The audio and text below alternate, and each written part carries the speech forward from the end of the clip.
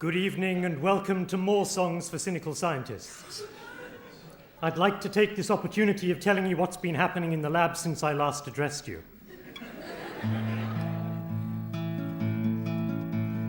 First slide, please. Now I'm sure you'll all remember what I said here last November when I said what I had discovered with such ease. First slide, please. For the sake of time reduction, I'll miss out the introduction and go straight into the details. Next slide, please. Next slide, please. This shows NMR 3D of MPF and TBP. We PCR'd P53 and I peaked cyclins A to Z, as you can see. Next slide, please. Can you hear me at the back? Well, can you hear me at the back? Oh, now the microphone's got feedback. Next slide, please. Next slide, please. Please, can someone shut that door or stop the rock group in next door? And please, can someone kindly catch that swarm of bees? Next slide, please. I'm sure you can't make out the tracks, 'cause this has just come in by fax. I'm still expecting several more, so next slide, please. Next slide, please. Now this curve that goes straight down shows stimulation upside down or just a crack the wrong way round. I'm not quite sure.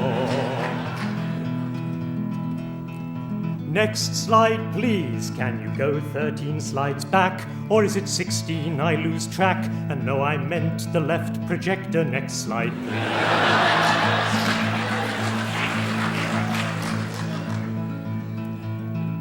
Next slide, please. Now this is looking rather blurred. Is it a plane or just a bird? I should have skipped that. Next slide, please. Next slide, please. Go 13 slides back. Or is it next 16? Slide, please. This may cause some slight confusion, 'cause it shows cold nuclear fusion. Now it's melting the projector. Next slide, please. Next slide, please. Have I been drinking too much liquor, or is that smoke there getting thicker? Can you find a new projector? Next slide, please. Next slide, please. It looks as if I'll have to shout. The fire alarm is winning out. Can you just try to pay attention? Next slide, please. Next slide, please. I don't think this slide can be seen. That fireman's hat obscures the screen. Can you just wait until I've finished? Next slide, please. Next slide, please. Now I'm feeling rather manic, but the audience's panic won't disturb my concentration. Next slide, please. Next slide, please. Now this looks like apoptosis. Can you turn off those fire hoses? 'Cause the water level's rising. Next slide, please. Next slide, please. I'd like to thank the organizers, those two penny-pinching misers, who would only guarantee my one-way fare. Last slide, please. I see the fireman's going frantic, so I'd best swim the Atlantic in despair.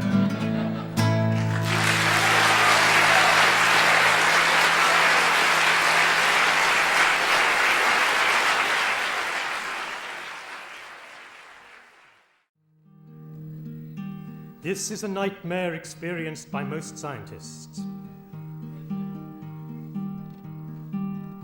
As I was walking one summer's morning, I made my way to the library in search of wisdom and education. I scanned the journals so eagerly. I picked up Nature and looked inside it, and lots of adverts I there did see for PCR and restriction enzymes, for cloning kits and HPLC. At last I tracked down the page of contents and scanned the titles so eagerly. There were quarks and quasars and plate tectonics, T-cell receptors and HIV.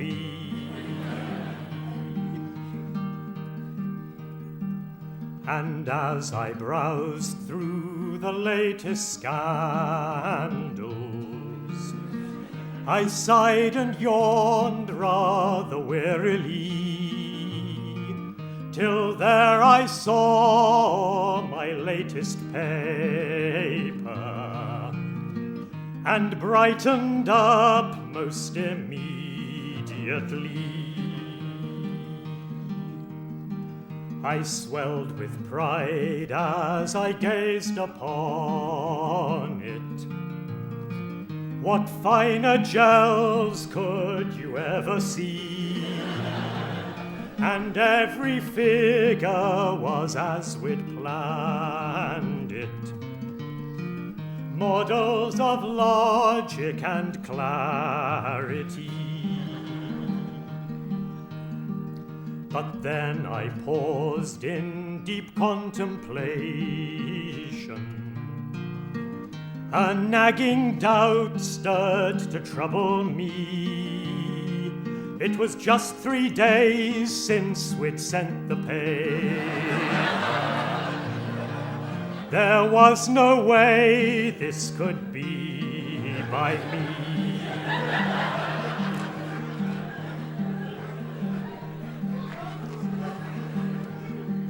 The author's name and address were different. All other features were just the same. I gazed in horror at every figure. There was no doubt we were scooped again. I muttered oaths as I gazed upon it. I mopped the sweat from my fevered head. I'd have torn my hair, but that posed a problem. So I sighed and wished that I'd stayed in bed.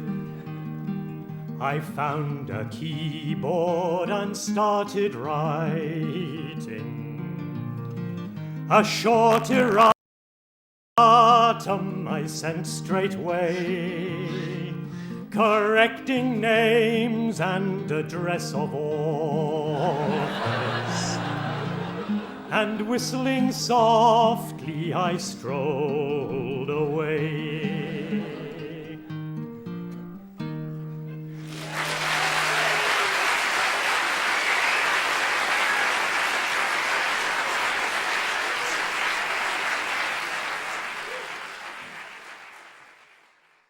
That described one familiar sort of scientific nightmare.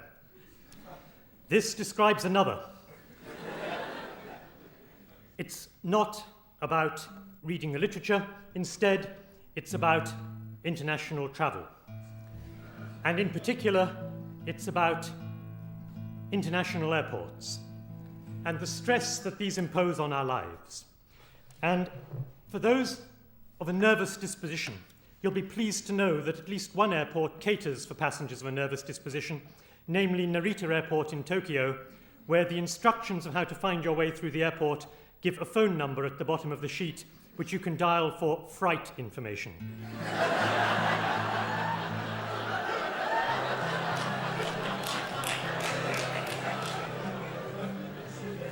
This song is about an airport nearer to home.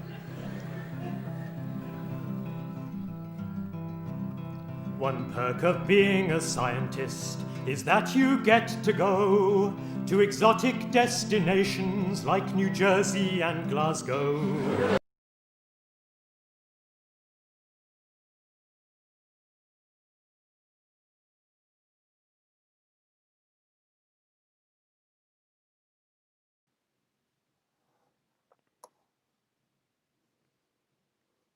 Yeah, good morning, dear colleagues in Vienna. Welcome to today's live stream for this lecture, which I usually give in the summer term at the Max Barrots laboratories in Vienna for these students. And due to the corona crisis and the circumstances attached to this global disease catastrophe, we had to think how we can proceed with our teaching. Very soon we realized that front class teaching will not be possible anymore, at least until fall. What happens in fall, we don't know. Honestly, I can tell you I am also a medical doctor, not only a cell biologist. And I'm also advising the health ministry. So what really will happen in fall, we don't know when the second wave will hit us, how well prepared we are, and how we can manage that. And therefore, I started thinking rather early, immediately after the lockdown, how I could proceed with the teaching. And my first challenge in the teaching was to teach around 400 medical students at the same time in cell biology. And cell biology is a very important topic to understand diseases. So I didn't want to put PowerPoint files as PDF on the servers in Innsbruck. It's called the Elias server. So I thought, how can I reach the students at home? And one of my sons studied informatics, and he introduced me to YouTube and to live streaming, which I think is much better because many students at the same time can follow it. The others who are not connected at the moment because they are in social services or are working in the meanwhile or are at home, also in other countries, can follow it later. And we worked out ways how we can proceed with a decent teaching. We made very good experience with this online format, with this YouTube format. It has a big advantage over WebEx, GoToMeeting, Zoom, and all these other platforms, or Moodle or whatever, that it does not slow down significantly in the afternoon when the internet traffic is increasing, and it works pretty well when a large number of students are visiting it at the same time. And when you combine it with material for the students that you upload on the respective servers and discuss with them also protocols, I discovered that when I make videos in the lab for the students, that they can then even better follow practical courses. And what I'm trying to do today with you is a kind of experiment along those thoughts. And we will discuss from a very practical point of view why sample preparation and subcellular fractionation is an important topic. And it should be useful for you. It should be useful for your further master studies or when you do a PhD for your lab work.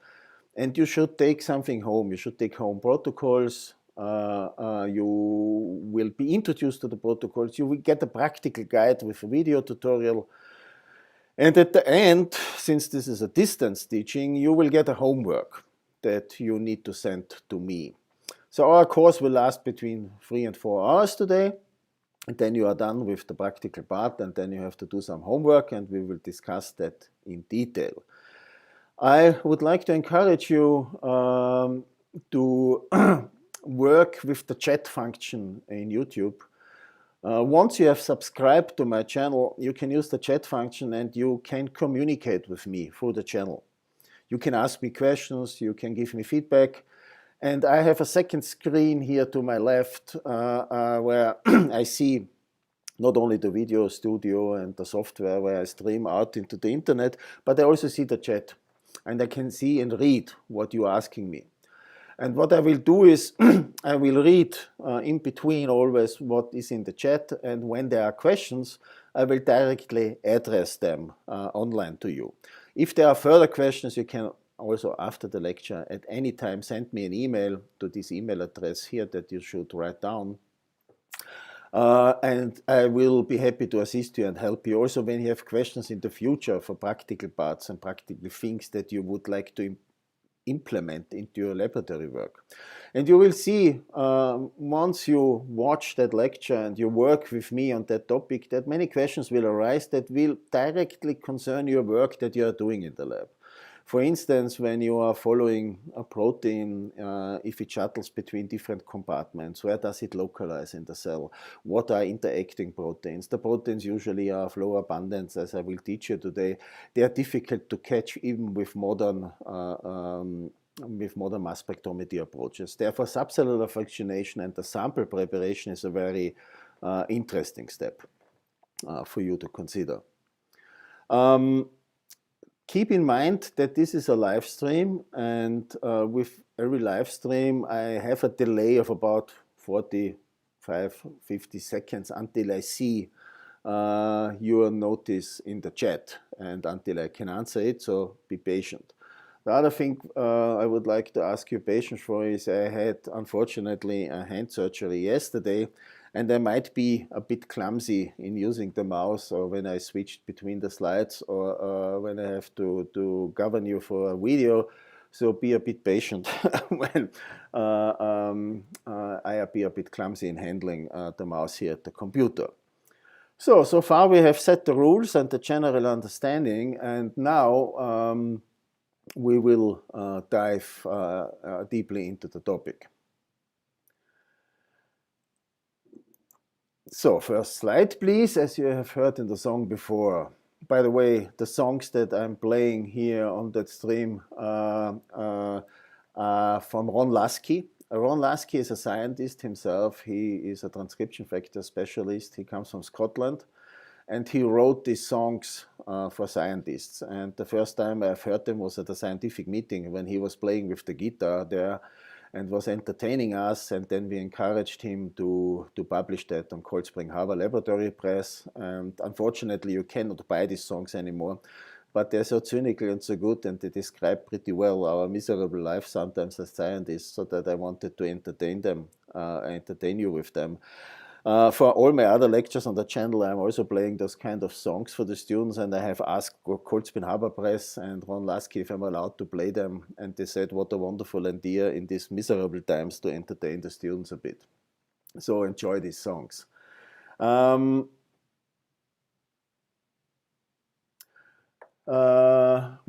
Leka is asking, I would like to ask if we're able to watch the whole live video later, as an exam is occurring in a while for me. Yes, of course, that is the advantage of a live stream. You can watch that later, and you can also do your homework based on the live stream, because once the stream is finished, the video remains on the server in my channel, and you find it until in the section past live streams, or when you go to the section videos. By the way, you find all kinds of lectures that that I gave, or my colleagues here at the cell biology department gave for students. So maybe there are other interesting lectures for you as well. But this is exactly the reason why I'm performing in that format, that we also have an international reach out, because we have many students from other universities all over the world who are watching these videos, because not too many universities have good distance teaching established. So let's go into the topic right away. So the human proteome is a huge entity, and it makes it very difficult to find the proteins you want to look at. When you follow the hypothesis of one gene and one protein, there should be at least 20,000 non-modified human canonical proteins, but there are many, many more of them. When you take into account alternative splicing or single amino acid polymorphisms arising from non-synonymous single nucleotide polymorphisms, then you already increase that number tremendously. And all those proteins undergo post-translational modifications, and we know roughly about 200 of them. So it's not only phosphorylation or ubiquitination, there are many, many more chemical modifications. And when you calculate that back then you find that there might be as many as 100 different proteins that can potentially be produced from a single gene. So this is a huge amount, and that means the proteome is not only huge, but it's also extremely dynamic. Let's take a rather simple fraction of the human body, blood plasma. Blood plasma is a complex mixture with a tremendous dynamic range of protein concentrations, and they vary by 10 orders of magnitude.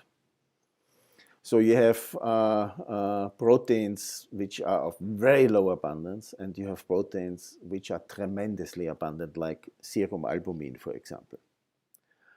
There is also a huge difference of protein concentration ranges over the tissues, over the different tissues or cell lines that you are studying. And the challenge for us scientists is how can we detect low and ultra low abundant species in a concentration range from 10 to minus 12 molar in the presence of high copy number protein molecules in the concentration range of more than 10 to minus 6 molar. I give you an example. One of the most frequently mutated genes in solid tumors is RAS. RAS is an oncogene. It's a small GTPase. It's the mother of all small GTP binding proteins, and is mutated in about 70% of all tumors. But it's an extremely low abundant protein, and there are a few thousand RAS molecules in the cell, and there's a reason why there are so few of those molecules, because it's a very important switch between different states of a cell due to its ability to bind and hydrolyze GTP to GDP. And those molecules cells like to keep at low abundance because there are reasons for that. Because once they get to higher abundance, they can harm a cell and they can harm the life of a cell tremendously. So this gives you a bit of a flavor of the problem, because subcellular fractionation, the way how I'm going to teach it to you today, helps in proteomics because it allows access to intracellular organelles and multi-protein complexes. So proteins, signaling proteins, usually don't work in isolation. They work in the context of a family of proteins, of interacting proteins. They have a social life, so to say. And with those technologies, you can enrich low abundant proteins and low abundant signaling complexes. You can reduce the complexity of a sample and have better access then to these proteins, because the proteome is like this iceberg that I'm showing here on this picture. You only see what is above the surface, above the water surface with a certain abundance, but you don't know how deep this piece of ice is reaching into the water, into the ocean. The methods I'm going to teach you are flexible and adjustable for your needs, and you might find that out during the presentation. That will also be part of your homework to think and reflect about that. You can combine it most efficiently with functional analysis. That means you can isolate mitochondria, for example. You can study the biochemical content, but you can also isolate them in a way that they remain intact. And you can study the function of mitochondria in vitro. The same is true for other organelles like the Golgi, endosomes, and so on. And it's combinable with every downstream proteomics technology, if it is gel-based or gel-independent, if it's MS-based only, or if it's based on other subsequent protein analytical methods. But it's not as easy as it looks like. This shows you an electron micrograph of a plant cell. Why do you know that it is a plant cell when you look at that electron micrograph? Because it has a wall around it, a cell wall. And what you see in these beautiful electron micrographs are all these organelles. You see Golgi stacks, you see vesicles, you see mitochondria of different size and different shape, you see endosomes, you see tubular membrane compartments, which are the cisternae of the endoplasmic reticulum. And they all look remarkably different when you look at them into their morphological context, how they appear in a transmission electron micrograph. However, they all share very similar physical properties, biophysical properties, because they contain proteins and lipids. Sure, to different amounts, to different molar ratios from different species, but overall, the biophysical properties of these organelles are similar. That does not mean you cannot distinguish them with methods, but it's not easy. On top of that, there are differences in the organization of tissues versus cultured cells, which gives you also a technical challenge, and we will discuss that, to disrupt tissues in order to get access to the cell organelles, or to disrupt cultured cells to get access to the organelles in them. So just keep that in mind for the moment being. Now, the organelles are defined, as I said, by the proteins and lipids they contain. And you see here a textbook slide for molecular biology of the cell. You see the endosomes, the lysosomes, the peroxisomes, the endoplasmic reticulum with the ribosomes attached to it, which is the raphia, and you see the endoplasmic reticulum, which doesn't contain ribosomes, which is the smoothia. So you can imagine some of these organelles behave differently when we apply separation techniques. Some might be heavier and larger, like mitochondria, for example. Some of them might be small and very light, like endosomes or exocytic vesicles. Some might be more complex, like the Golgi apparatus. What we will do today is we will work our way through that leading slide that will come several times during the talk. We will talk in first instance a bit about organelles and membrane transport, that we set the stage for what we would like to purify virtually today in that language. We would then proceed with the fractionation of organelles. We will start to look at how can you homogenize cells at all. What are the considerations you have to take care of? We will talk about the separation then from the organelles, and we will guide you for a variety of techniques here, from density gradients, density shifts, free flow electrophoresis, immune isolation using antibodies to isolate organelles, or fluorescent activated organelle sorting using a flow cytometer, for instance. But all these subsequent steps listed here, they require that you homogenize your sample first, and this is a very difficult point, and therefore we are spending some time there. Now, let's talk a bit about membrane traffic. So this shows you a visualization of two simple membrane traffic routes.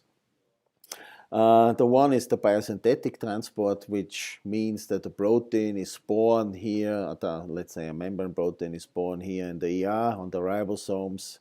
The nascent chain is inserted into the ER. The protein is then folded, is transported through vesicles that contain codes throughout the Golgi complex, where the sugars are added, where phosphorylations are added, where the protein is post-translational modified, is rebuilt, is refurnished, so to say, and then is included into vesicles that are then transported to the plasma membrane. All these steps between organelles are steps that include either fusion of these organelles directly or include vesicular transport steps. The same takes place vice versa along the endocytic route. Endocytosis takes place at the plasma membrane, so receptors are included into, for instance, as shown here, cluttering-coated bits. There are many ways of endocytosis: phagocytosis, pinocytosis, caveolate internalization, just to name a few of them. And then these vesicle intermediates are transported in the cell to fuse with early endosomes in the periphery of the cell.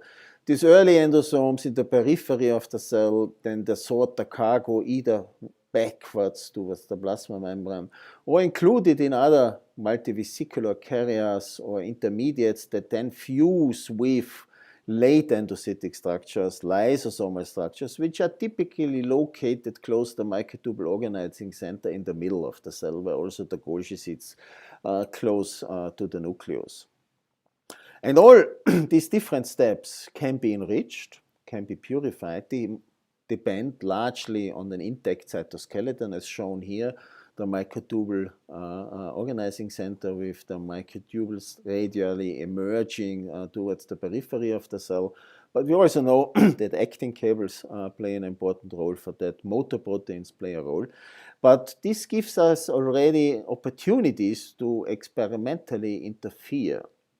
That means we can selectively enrich certain membrane transport steps, we can block them at all, we can play with temperature conditions, with temperature blocks, we can take drugs, medications that interfere with the integrity of the cytoskeleton, and many, many more options, as you will see.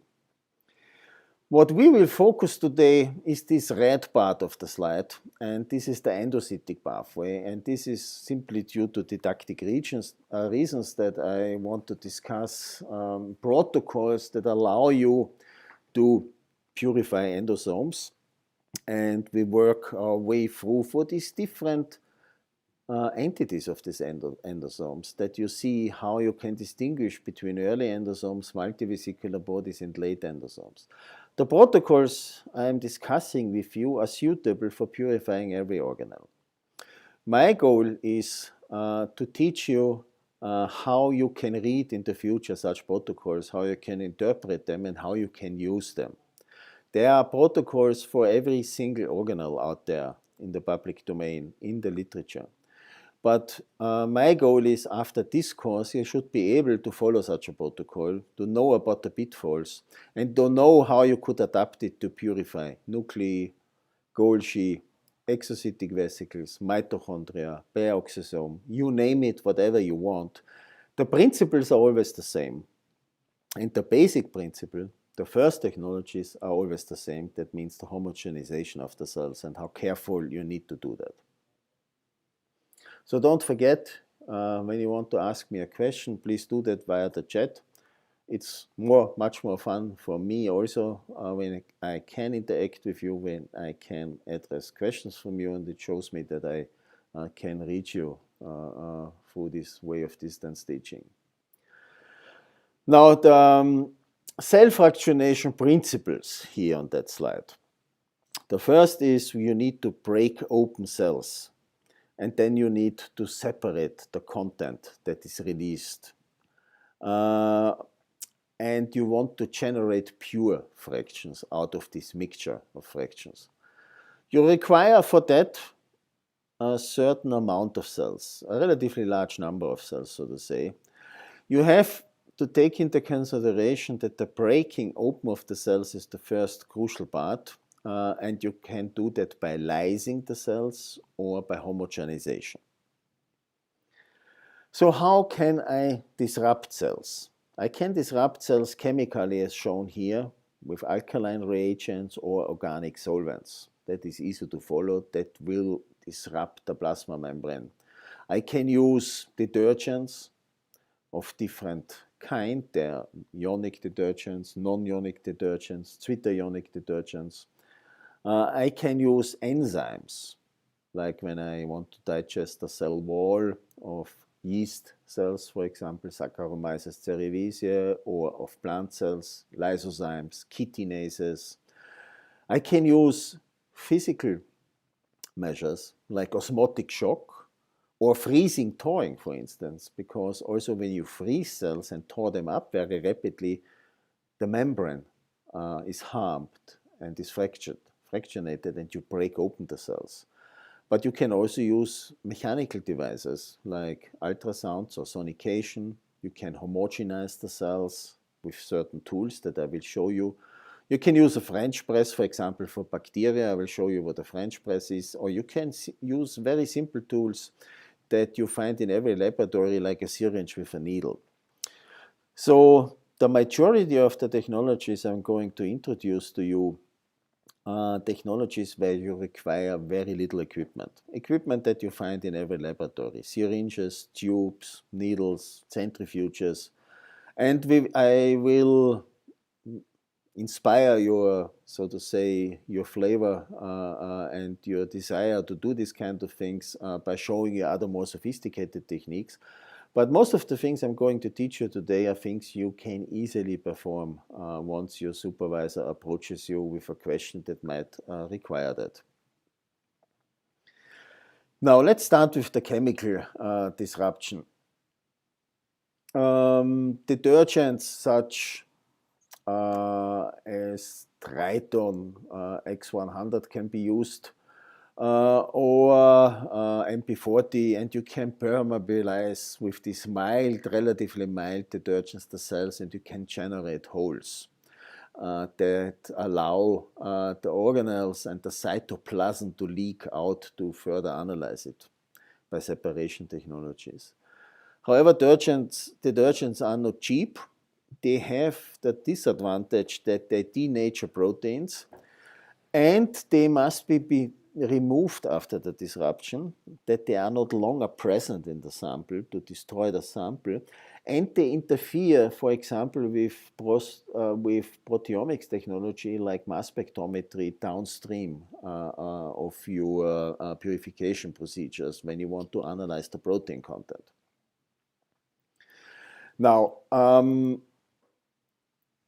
the French press is a very simple mechanical device. It's a stainless steel container, and it can be rather large containers where you can fill in liters, for example, of bacterial cultures. And pressure is increased in this container. A tight-fitting piston comes down from above, and high pressure is applied to press and force the cells through a small hole in the stainless steel container. And once they pass that hole, the fraction and the pressure and the size and the architecture of the hole facilitate the disassembly of the membranes, and you can then cut them and put them into pieces. It's not so useful for mammalian cells. It's very useful when you express proteins in bacteria, and every institute that expresses proteins recombinantly in bacteria is using French press or similar devices. Sonicator you find also at every lab as a basic equipment. And the sonicator, the tip of the sonicator can be immersed directly into the suspension of the cells. And then you turn on the sonicator, it vibrates at a certain frequency, and the sound waves disrupt the cells. The advantage is it's also upscalable to a certain degree, because the tip of the sonicator can be from very, very small and thin for small samples, like in a 1.5 milliliter Eppendorf tube, up to large sonicator tips where you can have a solution of half a liter or a liter even. So this has some degree of variability also, of course, because the higher the sample volume is, the further the sound waves have to go to the periphery of the vessel, and the more uneven the breaking up of the cells might be. Then we have the homogenizer with a dancer. Now, this is a closed vessel, and this can be made out of metal, but it can also be made out of glass. And most of the cases it's made out of glass. And a tight-fitting plunger is inserted from the top, and this plunger is rotated along its vertical axis and is put upside down. And the cells are disrupted when they pass this small narrow space between the vessel wall and the plunger.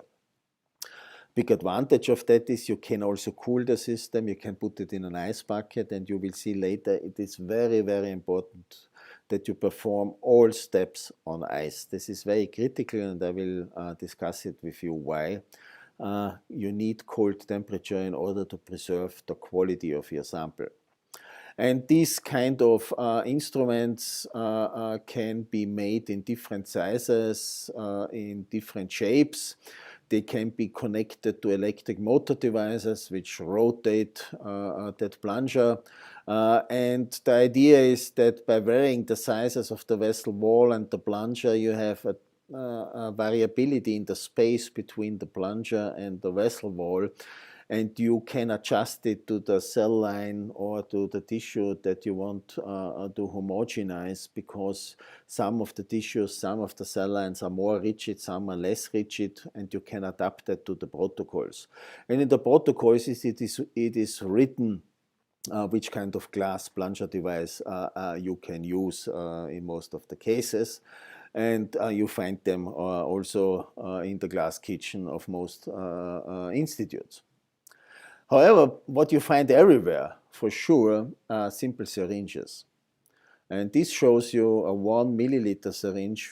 In medicine, we call it also a tuberculin syringe, because these were the syringes that were first used for the tuberculosis vaccinations. These are 1 milliliter syringes, and syringes, as you know, you can get in different sizes: 1 milliliter, 2.5, 5, 10, up to 20 milliliters, up to 50 milliliters.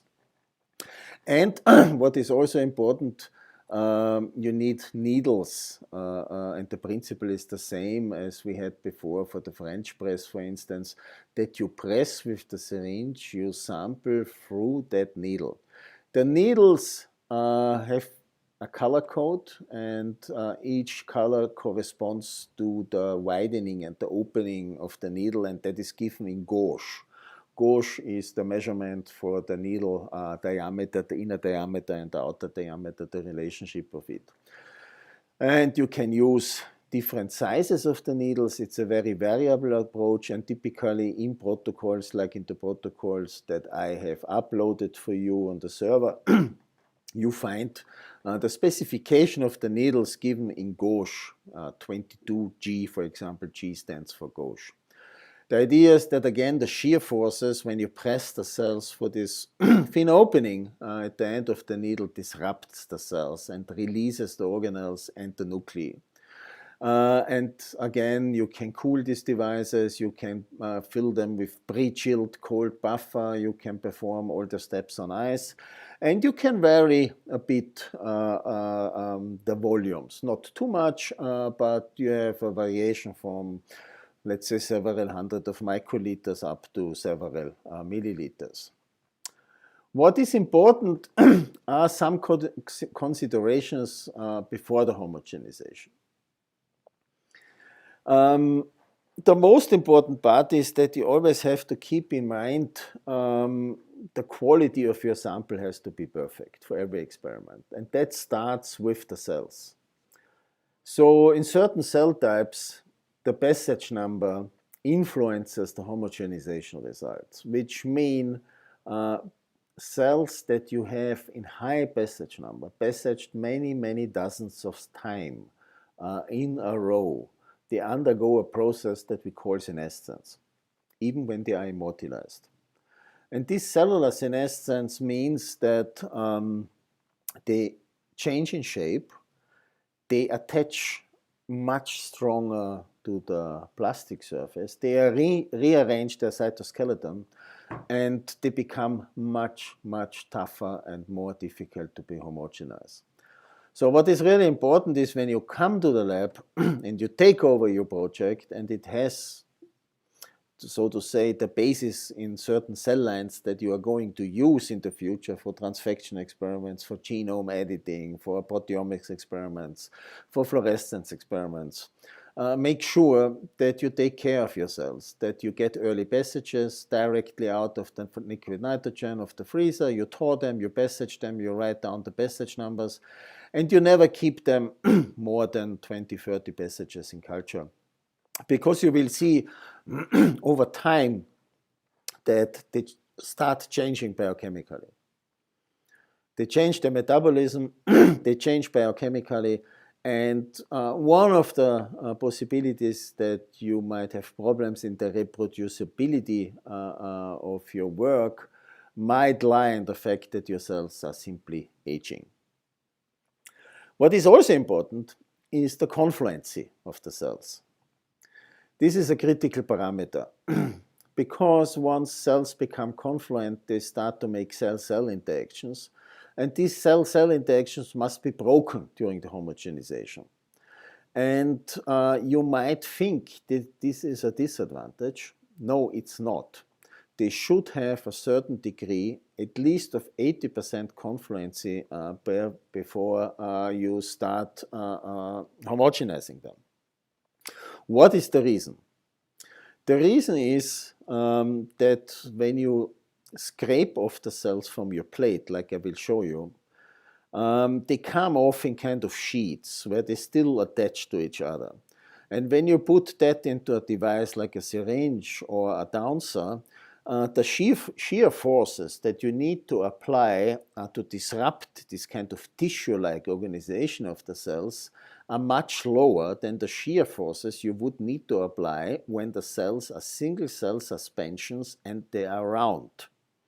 Because the more round they are and the less floppy they are and the less sheets they form, the more difficult it will be. Because you would need to apply more strokes with the needle, more strokes with the downser. This would mean the sample heats up. When the sample heats up, I will tell you in a few minutes what that means. And you start generating heat damage to the cells. Finally, what you should take care about is that when you plate your cells and you prepare your cells for such analysis, that they are plated nicely and equally on the tissue culture plate. And what is equally important, when you put the plates into the incubator, they should really sit flat. And not that you put them on a lid of another cell culture or whatever. They should really sit flat in the incubator, that they can nicely distribute and form a monolayer, so to say. So, rule number one that you should take home from the lecture: all steps have to be performed on ice. And this has several reasons. When you cool down cells to 4 degrees, what happens is that you slow down the metabolism of the cells. You basically freeze the metabolism at a certain state. You stop vesicular transport and membrane fusion. Basically, you generate a freeze situation in the cells, like a photograph of a certain moment in the life of a cell. At the same time, you inhibit enzymatic activities. And there are enzymes that are your enemies in this sample. These are, for instance, proteases. Proteases start digesting your sample happily when they have 37 degrees. Once you cool down all reagents and your cells, then the activation of proteases is largely diminished. The same applies for lipases, the same applies for phosphatases. Phosphatases are your enemies when you work in signal transduction, because you want to see the phosphorylation status of a protein that you take out from a tissue culture that you have treated with a growth factor or with a medication or an inhibitor or an enhancer. And then you want to see the real picture of the phosphorylation status of the targets downstream, and you do not want to have phosphatases interfering with it. And there are many more other enzymes that you inhibit. Therefore, we work in ice buckets. And the ice buckets fulfill the task that they are insulators where you put crushed ice into it. And all your buffers, all your tubes that you will need for the subsequent steps are pre-chilled so that they have the same temperature. As you see here, I've also put in one-way Pasteur pipettes, plastic Pasteur pipettes, that are very useful transferring medium, but they should not be warm. And they should not be warmed up in your hands, because otherwise the medium very rapidly will warm up. And you put a very simple device in the middle of this ice bucket, which is a metal plate, so that everything sits nicely flat, and through the metal from underneath, the tissue culture plate that you put here in the middle sits nicely adjusted, cannot slip away on the side, and is nicely cooled and pre-chilled. What is also important for certain protocols of subcellular fractionation is that once you chill these samples, you stop protein transport in the cell and vesicular transport. And that is important when we want to isolate certain vesicular intermediates out of the cell, or, for example, organelles in their nascent state they have been when you started that experiment.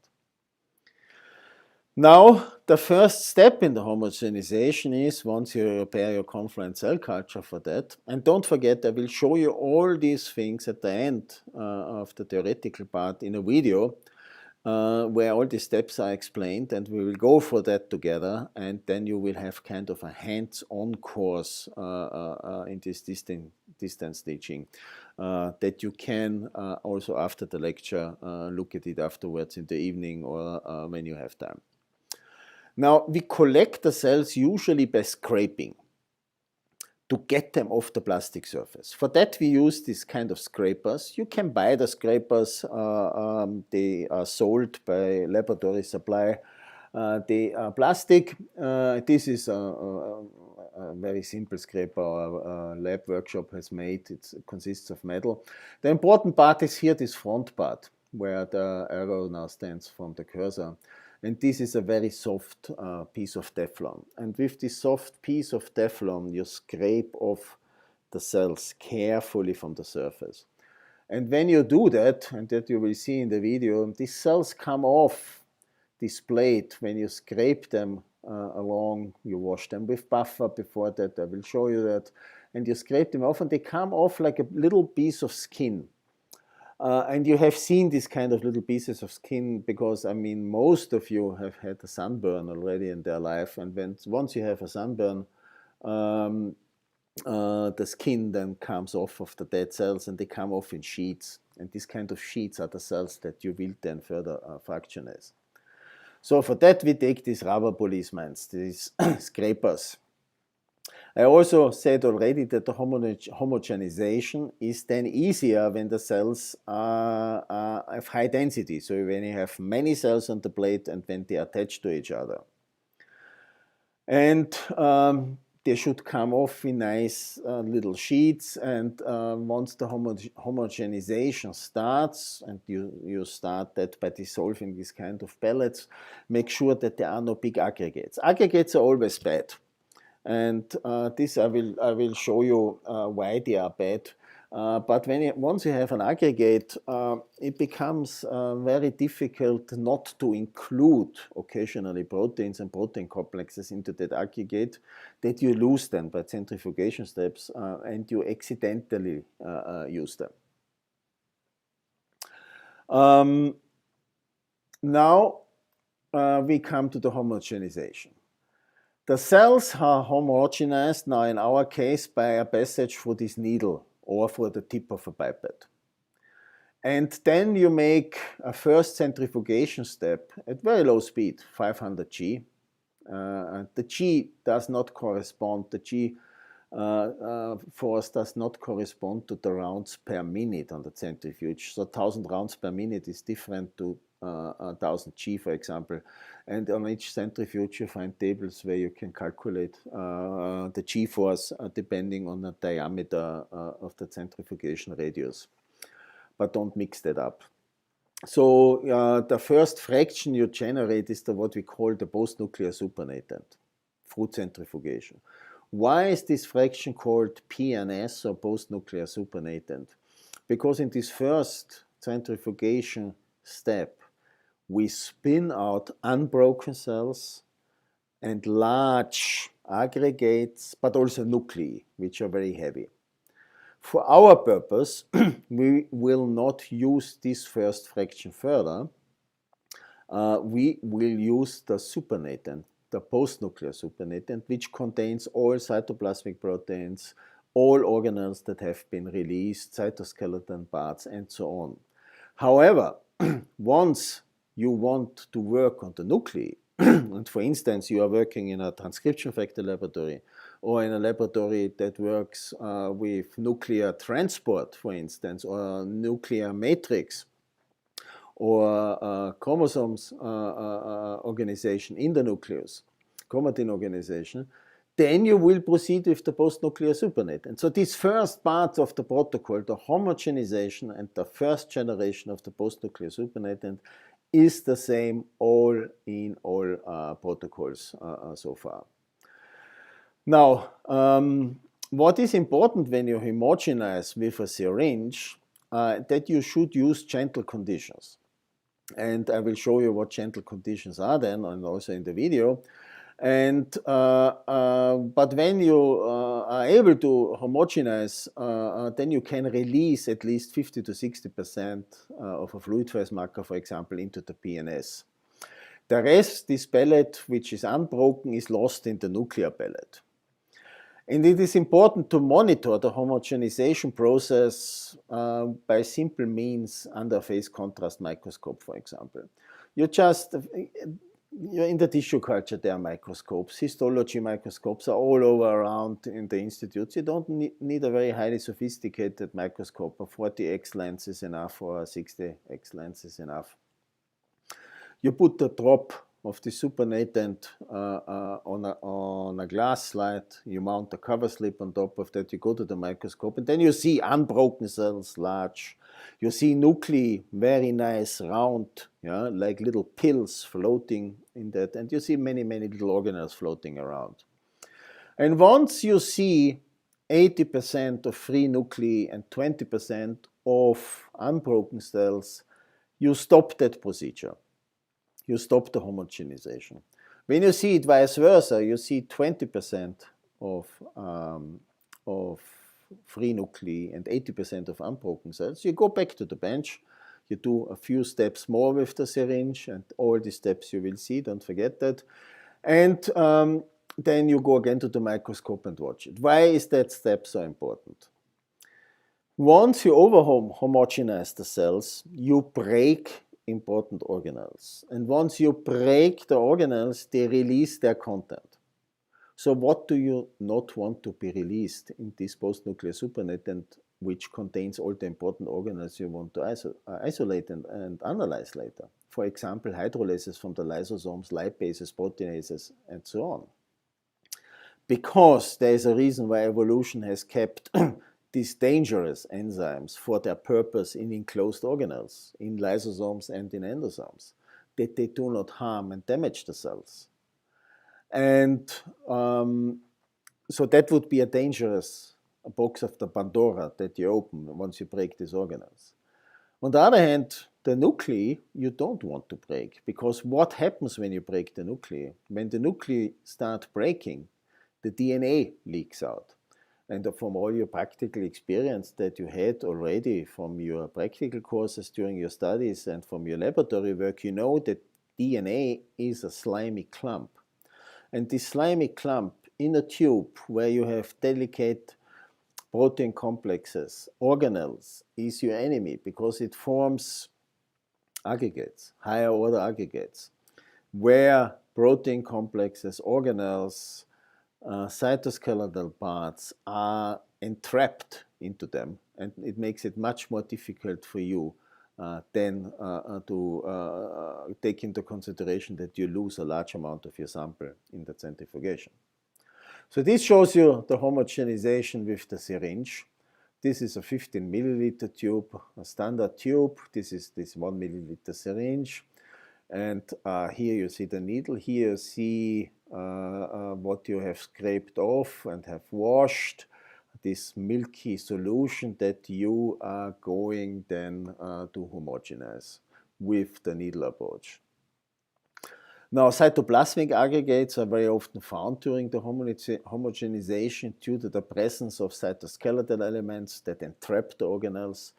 And these aggregates you should also try to resuspend in first instance, because their presence might also cause troubles in the yield.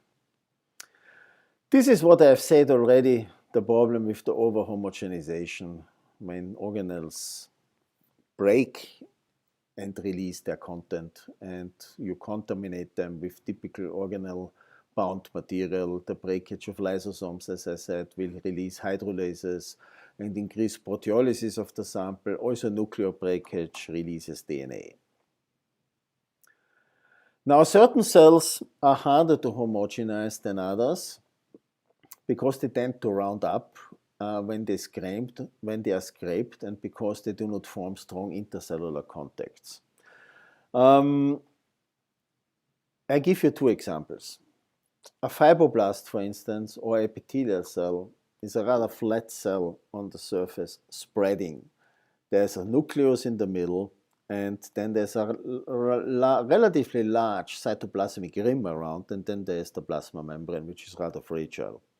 Now, when these cells touch each other and you scrape them off and the remaining content, you don't need very much force to homogenize this fragile construct. However, when a cell is round and the cell cannot be scraped off the plate, and you need trypsin, for example, to release it, and the cell, they shrink, they become round because the cell attachment proteins are digested with trypsin, then this becomes a problem, because the geometry of the cell, the architecture, is immediately changed. The nucleus is the same size, but the plasma membrane collapses around the very small cytoplasmic space and the rim around the nucleus, and the cell is round like a lymphocyte, for example. Now, the problem then is a round cell is more difficult because it doesn't form a kind of tissue-like architecture where you don't need very much force to break it because the force is multiplicated. You have to get this cell through the downside, through this syringe, and it's rather stable because it's round. It can't stand more shear forces. So one way to work around that is to use hypertonic shock. That means cells need to be swollen prior to homogenization with an hypertonic shock, and once they swell, they become fragile again. That means when you work, for example, with these trypsinized cells, homogenization might require harsher conditions. That means you need more passages through this needle. That means, or the homogenizer, to achieve sufficient cell breakage, and that means you are introducing physical damage to the cells. You are releasing content, you are heating up due to the shear forces the cells. This is what you don't want. However, sometimes you have to grow cells to large numbers in kind of cell factories. For example, HeLa cells are very often used, or HEC293 cells for expressing proteins and to purify proteins out of them. And then you are using cell factories, which are basically bottles where the cells grow that rotate in the incubator, that the cells don't have the time to sit down, to attach, to produce the matrix, to produce focal adhesions, and to become adherent to the surface of the substratum.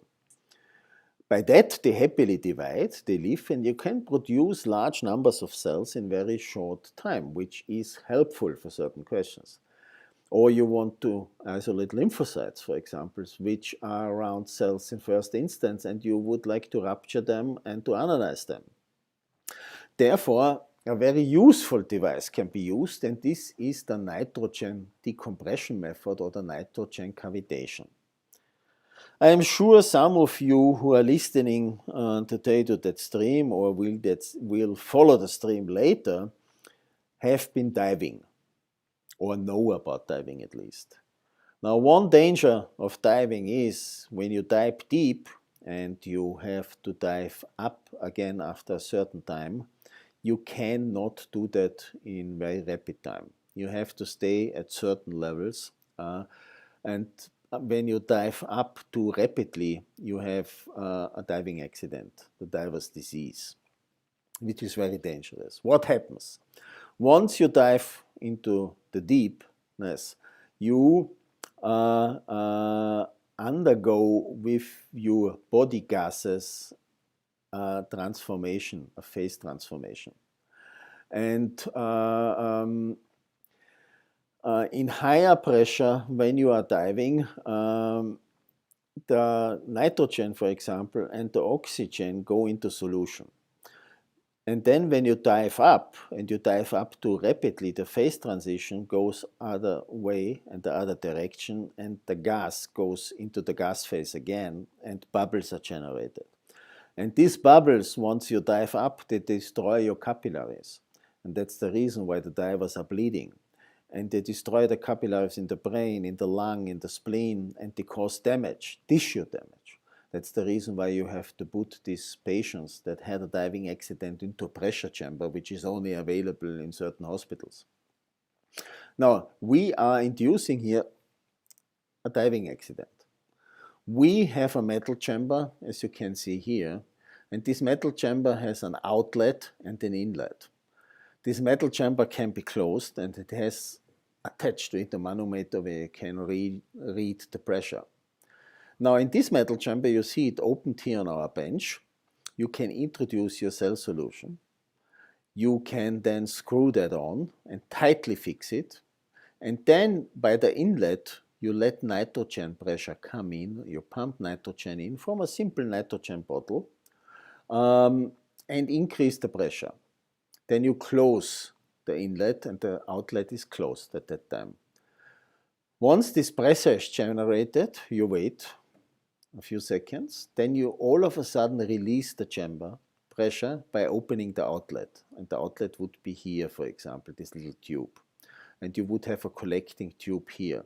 By releasing the pressure, the cell solution is pressed out very rapidly, and this pressure release, this gas phase transition of the nitrogen from the gas phase that it went into the liquid phase, and now back by the releasing the pressure into the gas phase again, disrupts the cells like an explosion and releases the contents of the cell.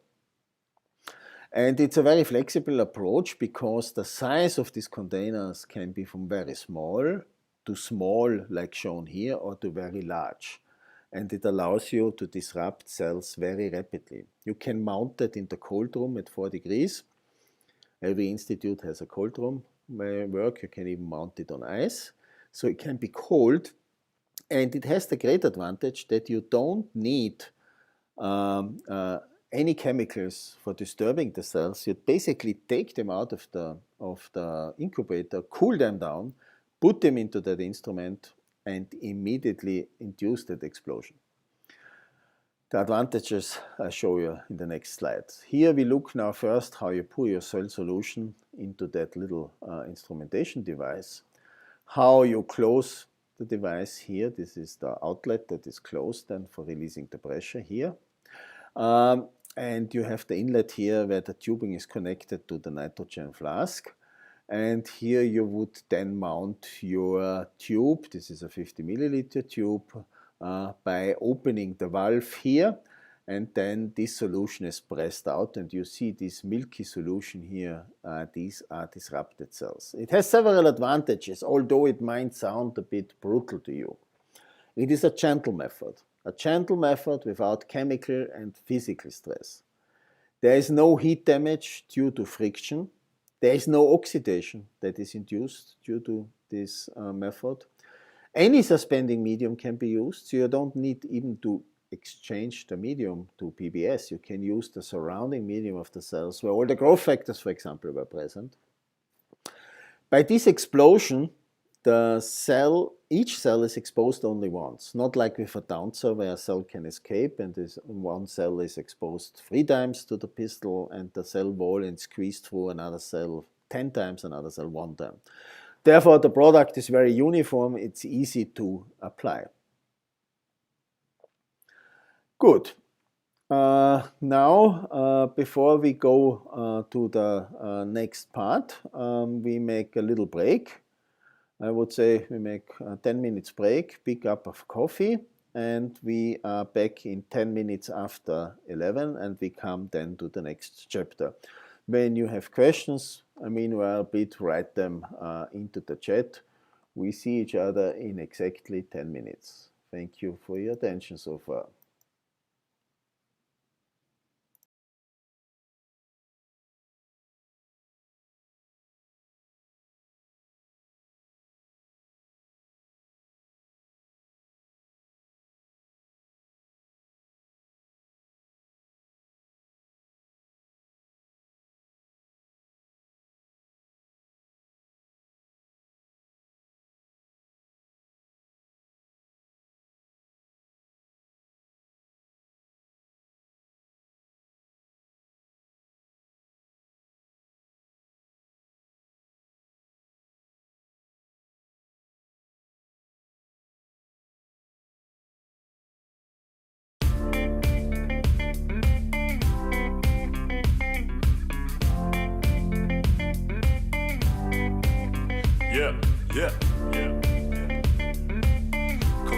2020 recordings. Corona 2020, ein richtiges Luder, aber macht die Rechnung nicht ohne Hess, Thais und Huber. Online-Vorlesung geht ab, ziemlich nice. Um 11 Uhr stehen wir alle bereit, transportiert wird der Vibe ohne Spannungsgradienten. Huber, Hess und Thais, die Unwissenheit wird enden. Sag mir, wer liefert ab? Heißer als Trio, das Zell-Bio-Trio. Wir sitzen alle da, sind am Ende mit unserem Blatt. Es kann doch alles nicht sein, aber wir sind niemals allein. Come on everybody!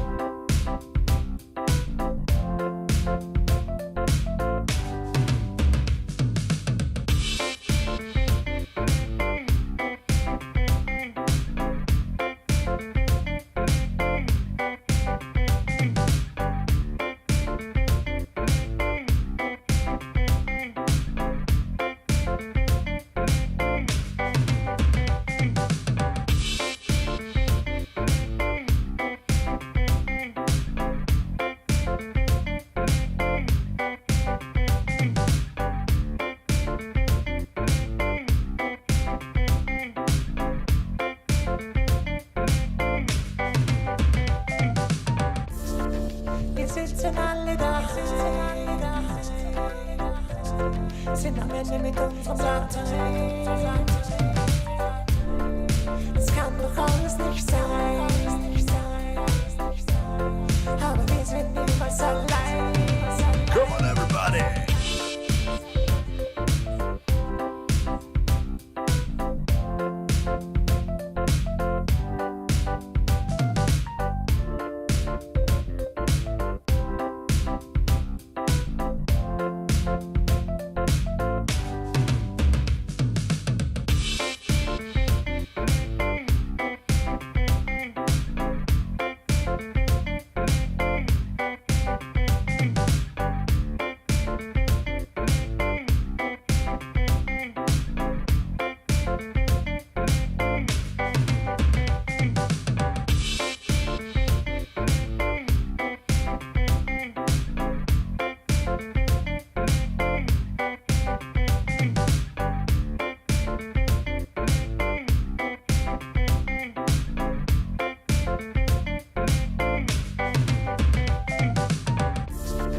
Wir sitzen alle da, sind am Ende mit unserem Blatt. Es kann doch alles nicht sein, aber wir sind niemals allein. Come on everybody!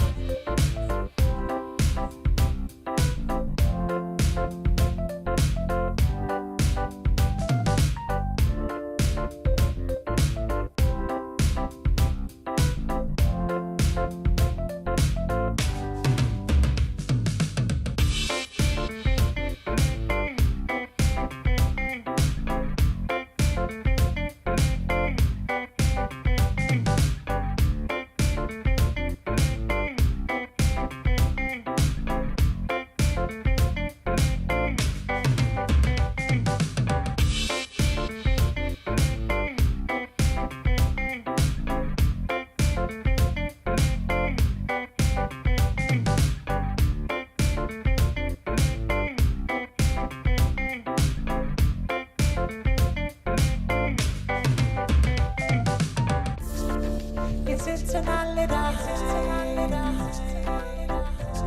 sind am Ende mit unserem Blatt. Es kann doch alles nicht sein, aber wir sind niemals allein. Come on everybody!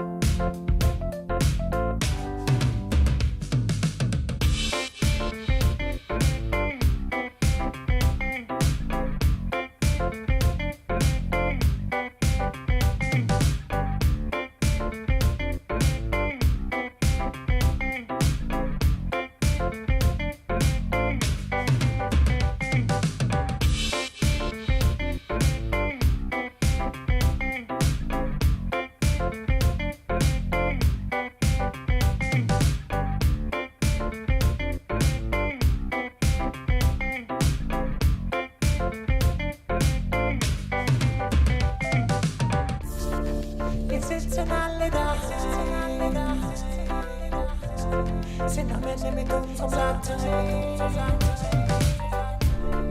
Es kann doch alles nicht sein, aber wir sind niemals allein.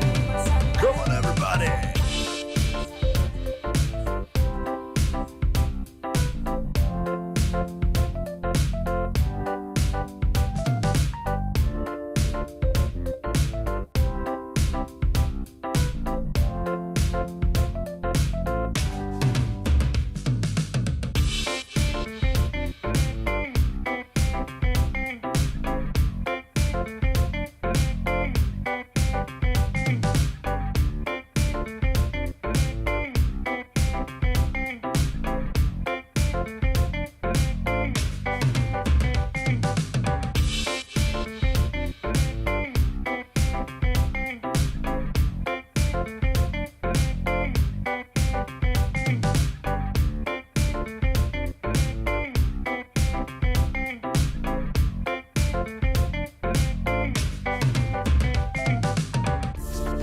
Wir sitzen alle da,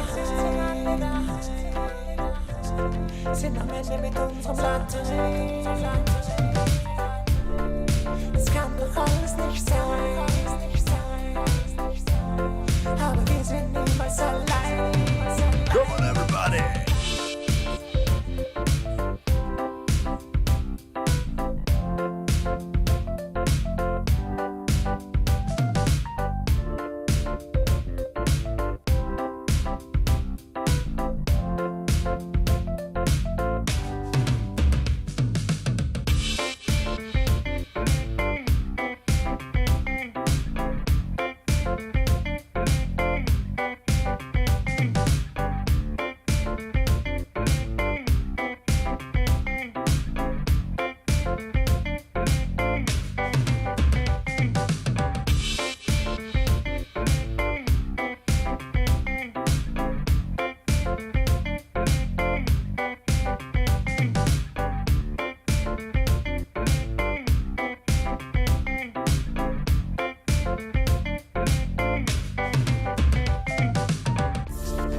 Wir sitzen alle da, sind am Ende mit unserem Batterie. Es kann doch alles nicht sein, aber wir sind niemals allein. Come on, everybody!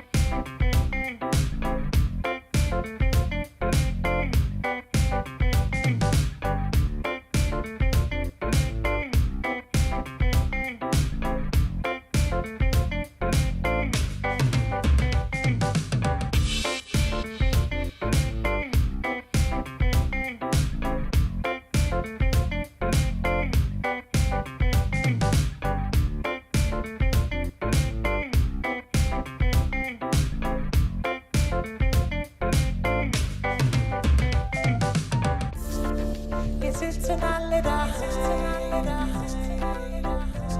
sind am Ende mit unserem Batterie. Es kann doch alles nicht sein, aber wir sind niemals allein. Come on, everybody!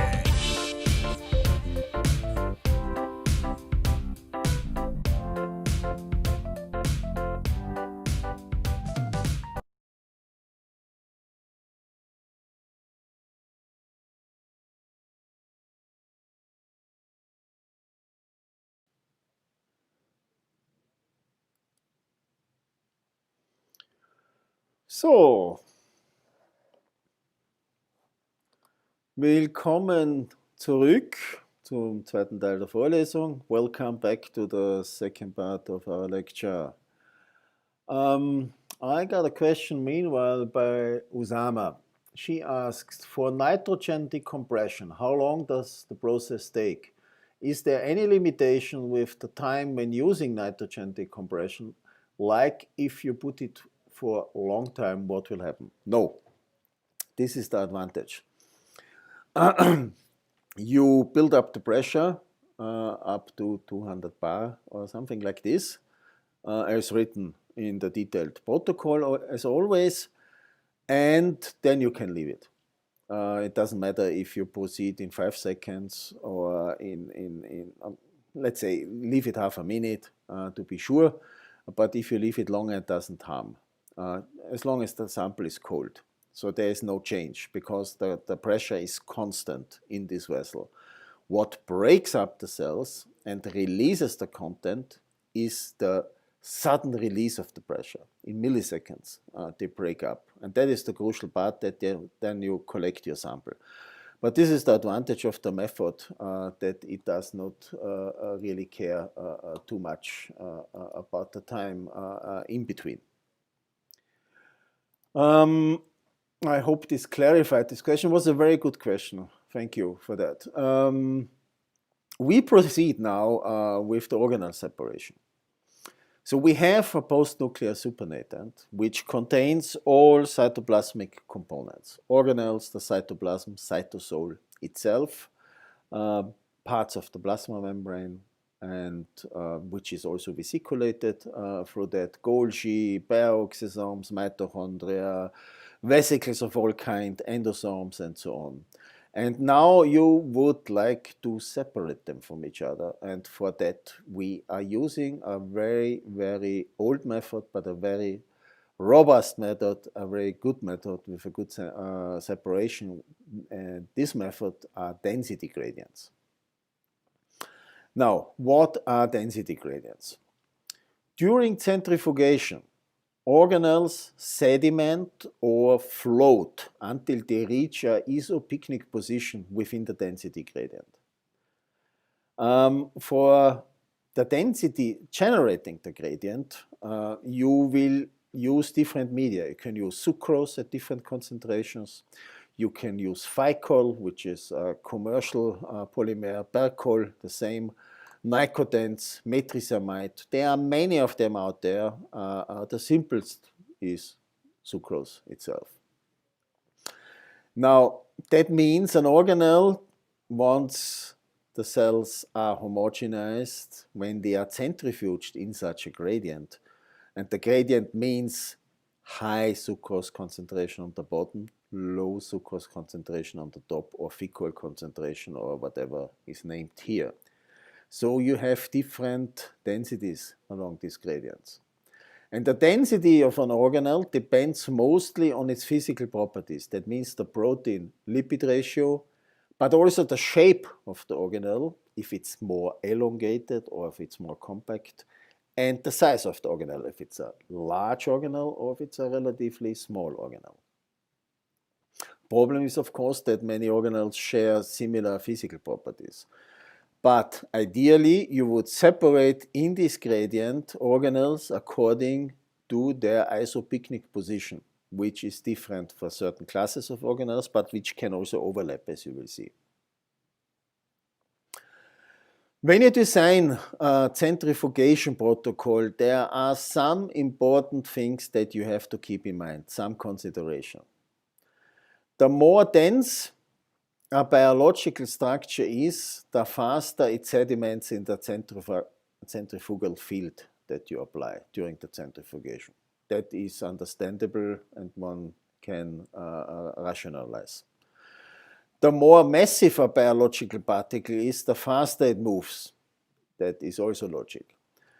The denser the biological buffer system is, the slower the particle will move in the field. That is also clear. The denser the environment is, the slower it will move.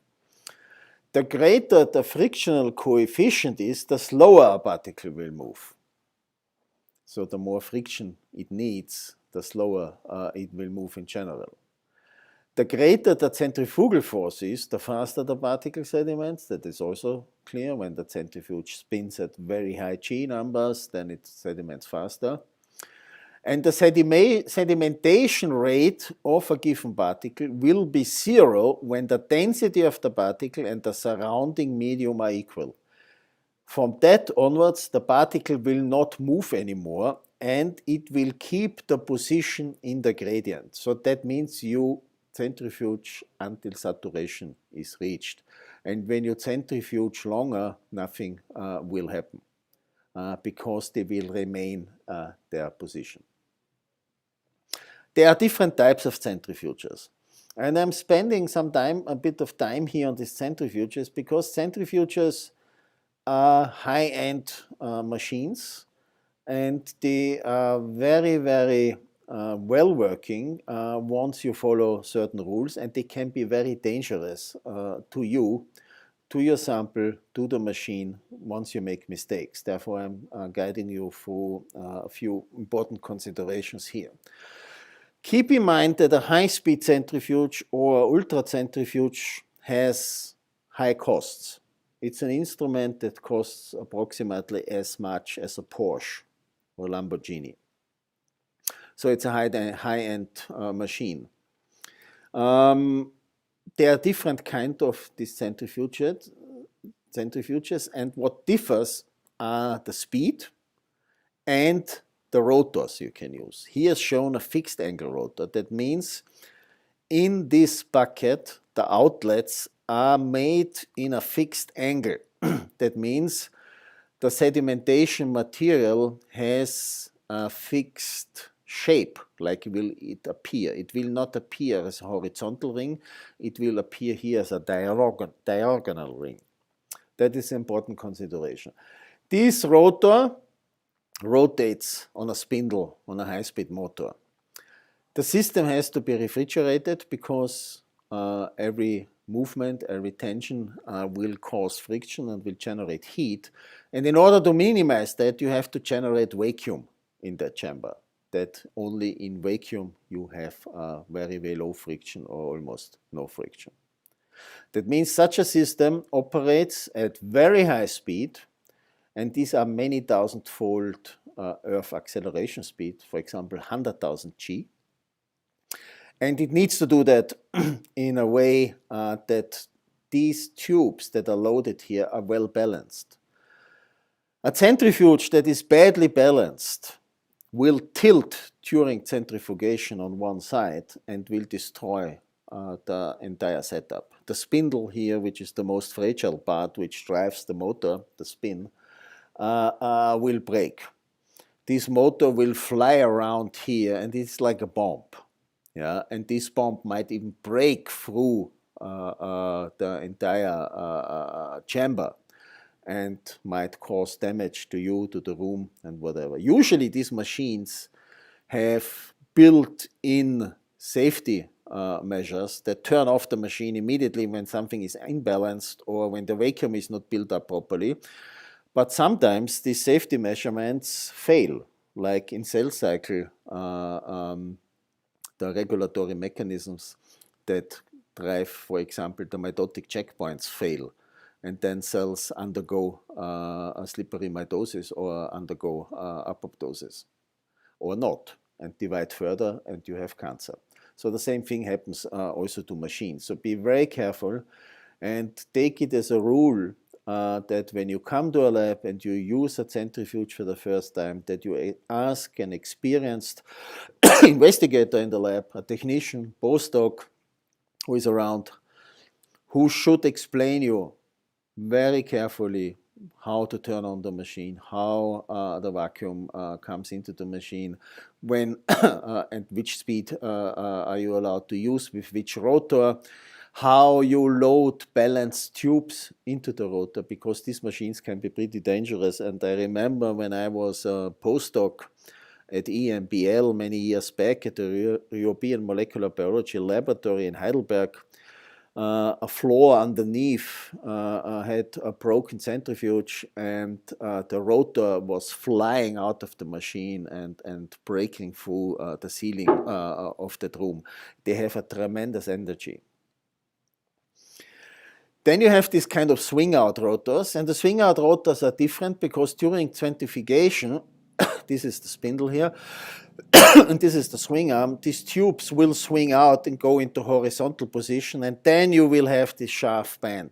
sharp ends here appearing horizontally in these metal buckets, because the centrifugation force will force them into that direction, which is perpendicular in 90 degrees to the spindle. And these are the centrifuge rotors that we use for most self-fractionations. These are the swing-out rotors.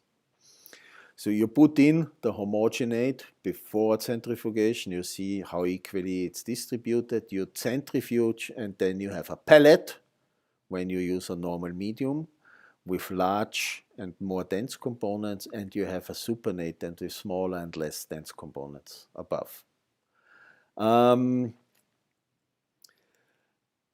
You have to take care and maintain centrifuges. Once again, my kind of safety considerations that please keep in mind, or read them again before you start working with centrifuges. They are really, really important.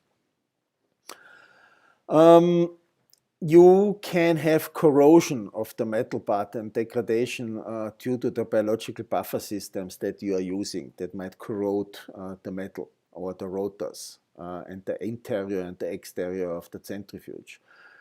Things can spill out. Think about bacterial cultures that you put into plastic buckets, and the plastic buckets are not properly closed, and you put them into the rotor, and they are usually 1 liter, 2 liter buckets. You close the metal lid of the rotor, you turn on the vacuum, you turn on the refrigeration, you turn on the centrifuge, and the sample starts leaking out because you have not closed properly, and you have all these bacterial lysates all over in the centrifuge. They leak into the spindle part where the motor, where the sensor is that measures the speed. You generate a mess right away.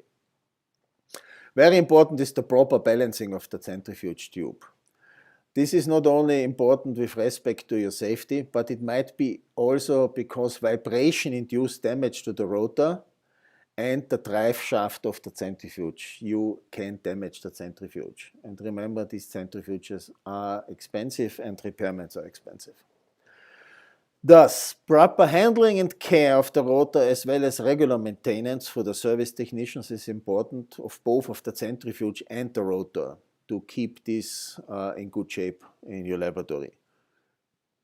Alkaline solutions, acidic buffers, detergents, salt solution may cause corrosion.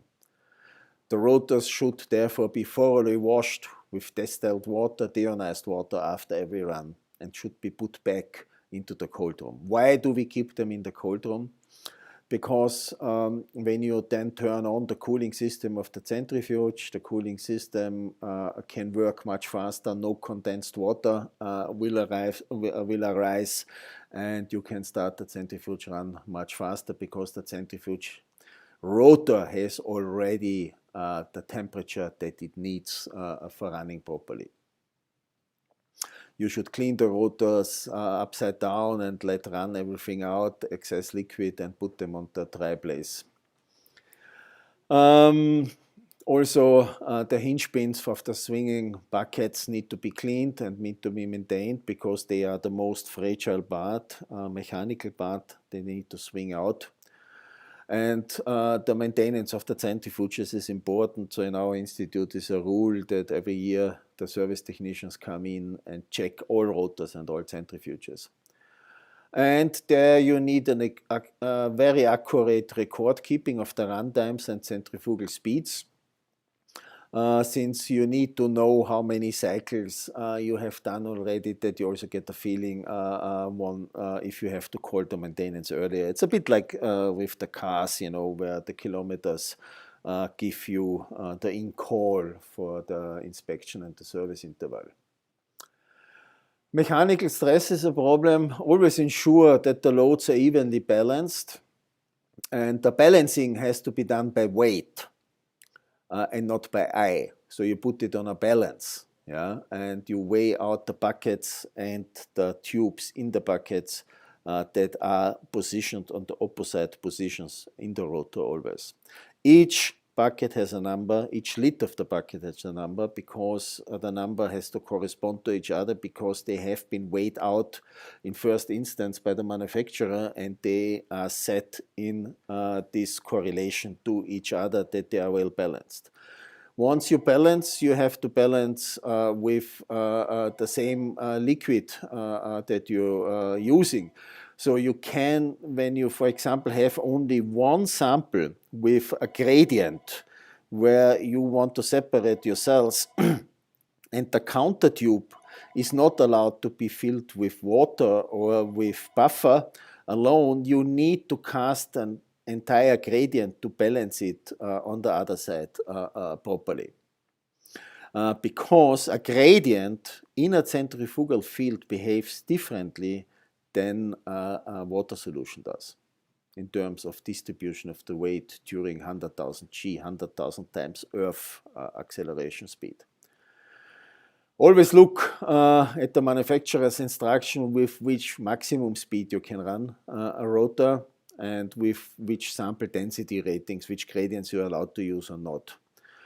Observe speed reductions when running high-density solutions, plastic adapters or stainless steel tubes, because not every tube is manufactured for the use at very high speeds. Avoid corrosion because this will destroy the metal. Now for our centrifugation, when we come back to the experimental part, one common protocol is to use differential centrifugation. So you start with a homogeneate, for example, at rather low speed centrifugation, and at rather low speed the heavy components are spun out first. For example, whole cells or nuclei attached to the cytoskeleton. After this low speed centrifugation, you make a medium speed centrifugation. And you take the supernatant, put it on a medium speed centrifugation, and then the parts that are not as heavy as nuclei and entire cells, but are heavier than other organelles like mitochondria or large lysosomes or bioxysomes are spun out. Then you go to a high-speed centrifugation with that supernatant, and then you can spin out microsomes or small vesicles. And then you go to a very high-speed centrifugation with that supernatant and transfer it again, and you get a pellet with very small particles, large protein complexes like ribosomes, viruses, or large macromolecules, which would be still in that supernatant. So with a simple differential centrifugation, without even applying gradients, you can already separate constituents of this post-nuclear supernatant. And now remember, all protocols are based on what I have shown you in the first part of the lecture, the homogenization. The homogenization is the most important part. In biochemistry, we have learned in our courses as students, there is one simple rule: shit in, shit out. When your sample is shit and you put it on an analytical method, you get shit out. So that same is with subcellular fractionation. You need to have a good sample that you get a good result. Density gradients exist in different flavors. There are step gradients, for example, where you load different densities on top of each other. Loading density gradients is something I'm sure you have practiced already, because overlaying sucrose solutions of different density is something you can easily do with a hand pipette. When you tilt the tube and you overlay carefully the liquids with the different density, then you can see that you can nicely overlay them. There are also machines available that can do that, but I told you, I want to show you things that you can do with your hands with very simple instrumentation. With such a simple density gradient as shown here, you can separate Golgi. Here the post-nuclear supernatant will remain, it will float then up the Golgi to this first interface between these different sucrose densities, early endosomes and carrier vesicles, late endosomes. So you can see already with such a simple gradient, I can separate major classes of organelles from each other. And this illustrates you the loading of such step gradients. And again, we work on ice. Don't forget that everything has to be on ice. And it is so important that during my time, for example, when I was in Vienna, I was working many years at the IMP next door to the Max Barrots as a group leader. And during summer, it was very hot in the labs because the sun was coming from the tangente, from that direction, from south west in the afternoon. The labs were heating up. And so we moved all our instrumentation into the cold room, and also there we used ice buckets. So working at cold for biochemistry, when you want to analyze proteins, is a very important thing that you should keep in mind. Here you can see these tubes, 50 milliliter tubes, labeled with different sucrose density concentrations, 62%, 32%, 25%, and one tube with homogenization buffer, which you have used for the homogenization. Here is the manual loading of such a gradient. What is helpful, as a little tip on the side, is that when you mark along the tube wall with a black permanent marker or a red permanent marker pen, the position where the next interface will start, it will help you later when you collect the gradients manually. Yeah, that you know where the interfaces are. And don't forget, you should use here permanent markers, not normal pens, because condensed water will be generated when you take the tube out, and this will otherwise swim away, this marking, and you cannot read it anymore. Now, this shows you such a bucket where swing out, this is the swing out rotor in the cold room where it stands before we carry it to the bench and load it. And each of these little buckets has a lid. These are these lids with the hook. And inside there you see these lids here. Each one belongs to one of these buckets. And here inside you see the tube that is taken out. It has these remaining marks that we have put before the centrifugation. And here you see these opaque densities. These are the organelle fractions. All of a sudden you can see organelles in a tube, membranes from living cells in a tube, because they enrich at these interfaces. Let's go to our didactic example to purify organelles, early endosomes and late endosomes. This shows you why, for example, we were interested in that. So my lab is working on signal transduction from endosomes, lysosomes. And endosomes, lysosomes are not waste baskets only in the cell. They are important and dynamic signal transduction platforms where receptors, multi-protein assemblies meet and where signal transduction is performed along space and time resolution in a cell.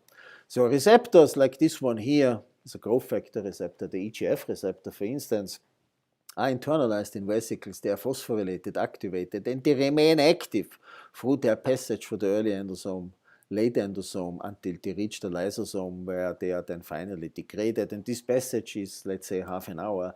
And on their way through the cell, those receptors, which are tyrosine kinases, for instance, assemble with other proteins, with large protein assemblies, and they meet on their passage different targets in a cell. And by that, the cell directs the stream of signal transduction through the flow of the cytoplasm in space and time. This is, for example, a question that we were interested in, or we are interested in, why we fractionate cells into these organelles, and why we separate early endosomes, for example, from these late endosomes. This is an interesting picture for you. Many of us, and many of you, are visual persons and can imagine things easier when they see pictures associated with it. This is a method which is called Differential Gel Electrophoresis, 2D gel electrophoresis. And here you separate proteins according to two properties. Excuse me. One property is the molecular weight, large molecular weight to low molecular weight, and what other property is along the horizontal axis. This is according to isoelectric point. So these are two features, two coordinates, which give in such a two-dimensional matrix each protein a unique position.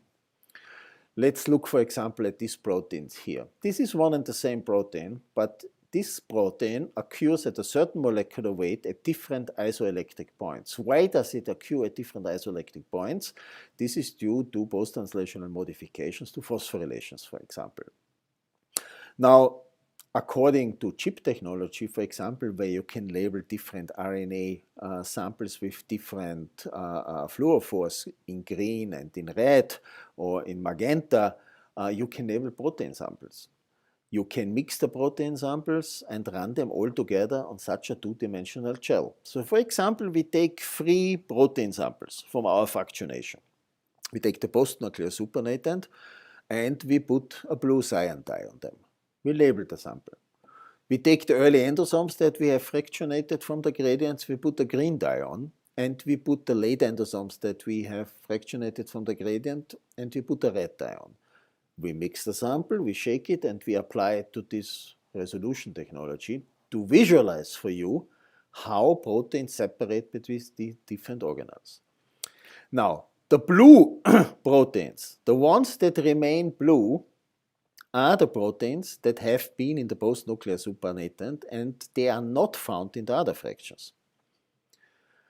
All fractions originate that we have here from this post-nuclear supernatant.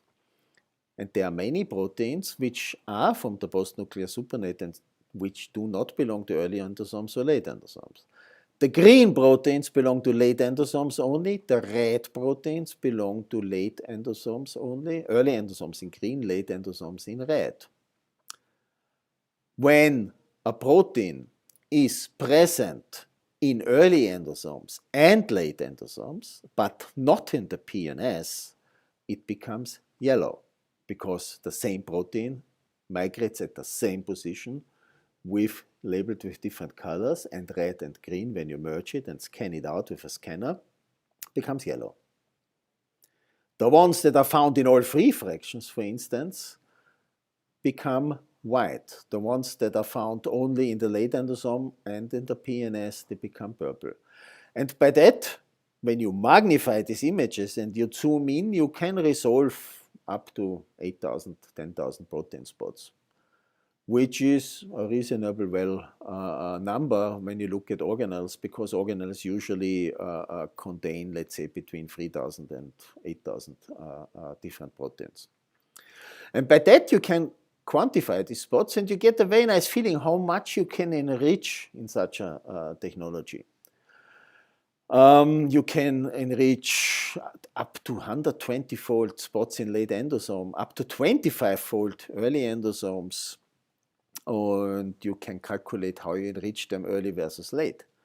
It does not tell you right away what is this protein in there, but gives you a very good overview how good your fractionation is. And you can, even with little robots, cut out the spots and put them to mass spectrometry to identify them when you do proteomics in a gel-dependent way. Nowadays, we do it gel-free. We go directly to the mass spectrometer and quantify the peptides that we have in there because we have a very good trust now in our methods. We have established the methods. But this picture was very important and instrumental for us to understand how well we can fractionate.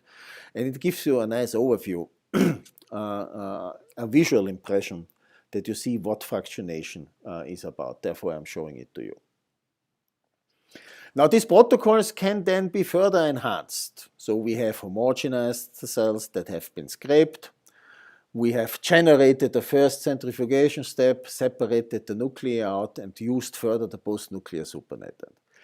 And now you can use downstream a variety of simple methods to further fractionate your sample. For instance, your supervisor tells you, we have this new protein that you should work on during your thesis, but we don't know if it's cytoplasmic only or it associates also with membranes, because in immunofluorescence we cannot really distinguish that. And then you tell your supervisor, listen, I have a simple protocol. We can treat the cells with a reagent, with a factor, a growth factor. We stimulate signal transduction. Then we look if it shuttles from the cytoplasmic phase to the total membrane. And this is very easy because I prepare a post-nuclear supernatant. I take that post-nuclear supernatant and make a pellet with 100,000 G. then by definition, everything that goes into the membrane fraction is a membrane protein, and everything which remains up there should be a cytosolic protein. And when your protein shuttles under different conditions between these two compartments, you will be able to read it out by a Western blot analysis, for example. You can even then take this pellet fraction and your supervisor says, well, this is nice, now we know it's a membrane protein, but is it an integral membrane protein or a peripheral associated protein? Then you tell them, listen, this is rather easy, it's easy biochemistry. With sodium carbonate extracted high pH, for example, this is also explained in protocols, because everything with sodium carbonate that I can extract at high pH is a peripheral membrane protein biochemical, and everything that remains in the pellet fraction must be integral membrane protein. Wow, very good. And then the supervisor wants to know what other proteins in there. And say, well, we can do digital analysis, chromatography, and we can do mass spec. So you see, with such a simple experiment, you can already answer a number of questions.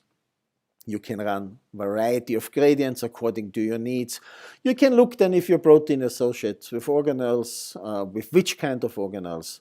And this is a very useful technology. You find explanations to that in the accompanying material that I have uploaded for you. This shows you again 2D gels from such a membrane fraction like shown here, total membranes that have been extracted with carbonated high pH. The integral membrane proteins that cannot be extracted are shown here, and here are the peripheral membrane proteins. And there you see, this is a total cellular membrane preparation, how complex the membrane proteins are in a cell, because when you merge these two images, you get a visual impression of how many thousands of proteins are membrane proteins in the cell, but how nicely you can extract all these transmembrane proteins and tell this is a transmembrane protein. In order to be sure that you know what you're purifying, you need specific markers to follow the fractionation procedures. Markers are, of course, something that can easily be applied to our didactic example of today, which are endosomes. Why? Now, on one hand, there are proteins known in the cell that associate specifically with early endosomes, with late endosomes, with carrier vesicles, multivesicular bodies, RAP GTPases, receptors that govern the membrane integrity, the membrane transport, the membrane fusion steps at these different boundaries are highly specifically organized in these cells, and are certain RAP proteins only found on early endosomes, others like RAP7 found only on late endosomes. Enzymes are typically associated with these organelles. In the very acidic organelles like late endosomes and lysosomes, you find enzymes, for instance, like beta-hydroxysaminidase. You can use these markers, the protein markers you can use for Western blottings. Enzymes that are in these organelles, or peroxisomal enzymes, mitochondrial, you can visualize with enzyme kits which are available. So you can take your organelle fraction and run an enzyme kit that is based on a color reaction when the enzyme is active, for example. And you can visualize that you have in that part of the gradient much more lysosomal activity than in the other part, and that changes when you change the environment of the cells, for instance. Along these protein markers and the enzymes, you can introduce markers into the endocytic pathway. You can do that with ligands, for example, for the transferrin receptor, for the EGF receptor, and I will show you how you introduce these ligands. You can conjugate them to gold particles, you can conjugate them to fluorescence markers, to other markers. You can conjugate them to enzymes, for example, or you can put enzymes into the cells by a fluid phase endocytosis. Horseradish peroxidase, from the horseradish, the peroxidase, is a very nice enzyme because once you add a reagent to that enzyme, diaminobenzidine, it is cross-linked and becomes a brown precipitate that you can then visualize in electron microscopy, but also in the gradients with a very simple colorimetric measurement. So what that means is you can internalize an enzyme into cells by endocytosis or a ligand, And you know, after 5 minutes it reaches the early endosome. After 10 to 15 minutes, these multivesicular bodies, and then in a transport step dependent on the integrity of microtubules, these vesicles are transported towards the perinuclear region and reach the late endosomal membrane where they then fuse and release their content, and then the lysosome, and that takes half an hour. That means you can chase in a marker. That means you can do pulse chase experiments. You internalize a marker for 5 minutes at 37 degrees. Then it reaches the early endosome. And then you put the cells on ice. You freeze the metabolism. You freeze the vesicular transport. And all the marker remains trapped in there. Then you wash away everything from the surface. And you fractionate your cells. And you run your gradients, and you find the the horseradish bioxidase activity, the brown precipitate, once you add diaminobencidine, this little reagent, to it, as a brown ring in your gradient. And you can do another experiment in parallel. You take another dish of cells, and you raise the temperature after you have washed away, and you have only labeled the early endosome, but nothing is outside the cell anymore. You raise the temperature to 37 degrees again, and you wait half an hour until you reach the late endosome lysosome. With a simple time shift experiment, you can empty this compartment and fill this compartment. Then put the cells on ice again, fractionate the cells again, and put them on a gradient. And then you will see this brown precipitate appearing at a different position of the gradient. And by using such markers, we were able to visualize how we fractionate cells. And the scientists who have established that procedures were able to do that in that way. But you can go even a step further. You know that for the transport from this compartment, the multivesicular body, towards the perinuclear region compartment, the late endosome lysosome, you need the integrity of microtubules because they travel with dynein motors towards the perinuclear region. So what can we do now to use that knowledge to purify that vesicular intermediate? Where we know it is reached somehow between 10 minutes and 30 minutes, but it's a dynamic compartment, and we don't want to analyze this compartment here in this, but now we want to analyze this compartment.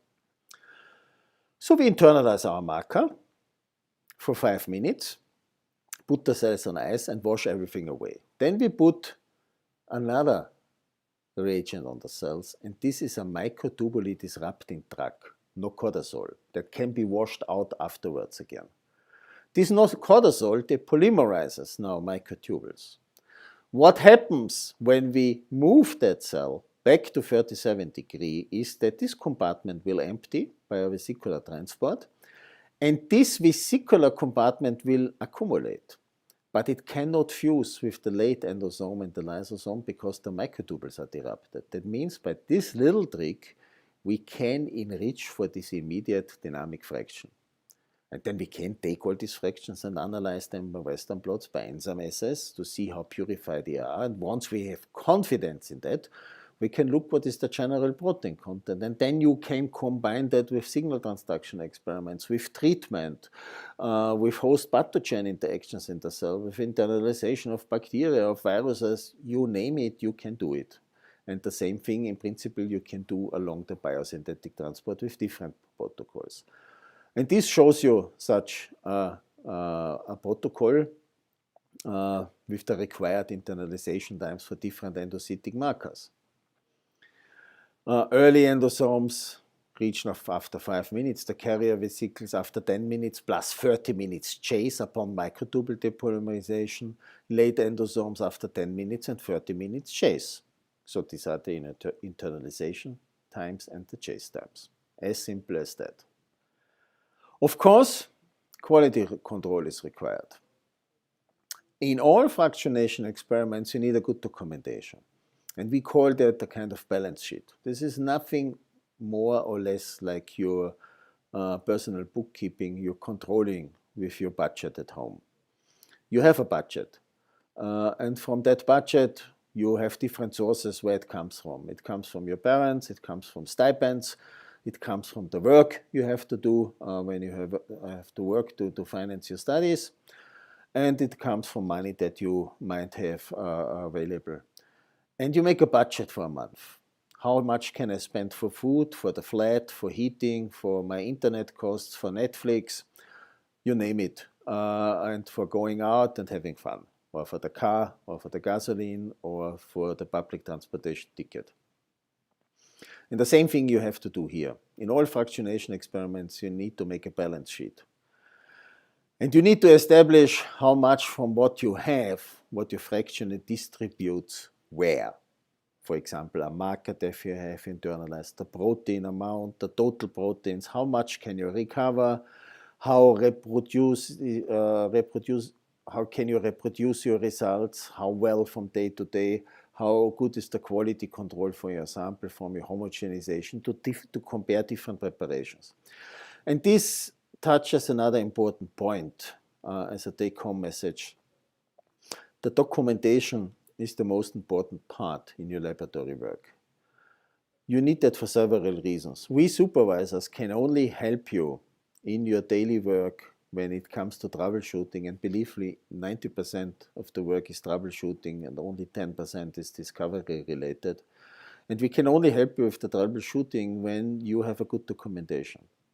When we know how old your cells are, where they come from, with batch number, how long you have cultivated them, how was the total protein amount you have loaded, how much of the enzymes you have recovered, how much protein you have recovered, how was the quality control.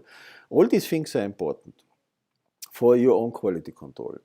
Secondly, they are important because what you work on, and this applies for all experiments you're doing, if you're doing molecular biology, cell biology, microbiology, immunology, you name it, you will always have the same considerations you have to take care of, and that is reproducibility. What you are doing, what you are discovering needs to be written down in a way that everybody in the world can reproduce it. You come to a lab, you start your thesis, you take over protocols from the PhD student or the postdoc who has just left. You will be happy if the protocols are good, the notebooks are good, where you can look up which concentrations have been used, which supplier has been used, which charge number of the medium of the reagent, or where the oligos were ordered, which antibodies were used, and everything is documented. And once you leave this as a kind of quality of your work behind, that when you have left the lab, your supervisor, the lab head, has comparable results that he can give out to the world, that people can reproduce it, and you can work on that and can take your work as a basis for further expansion of discoveries. But this only works when your documentation is well enough. And these balance sheets look, for example, like this. I will only very briefly walk you through, not to bore you. So these are the fractions that you collect, for example. These are the volumes that you write down in microliters. How much did I take off of the fractions?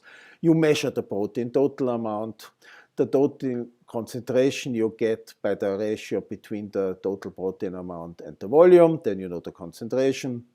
You can look at the markers. This can be enzymes like the HRB. This can be Western blot analysis, densitometric analysis, can be fluorescence.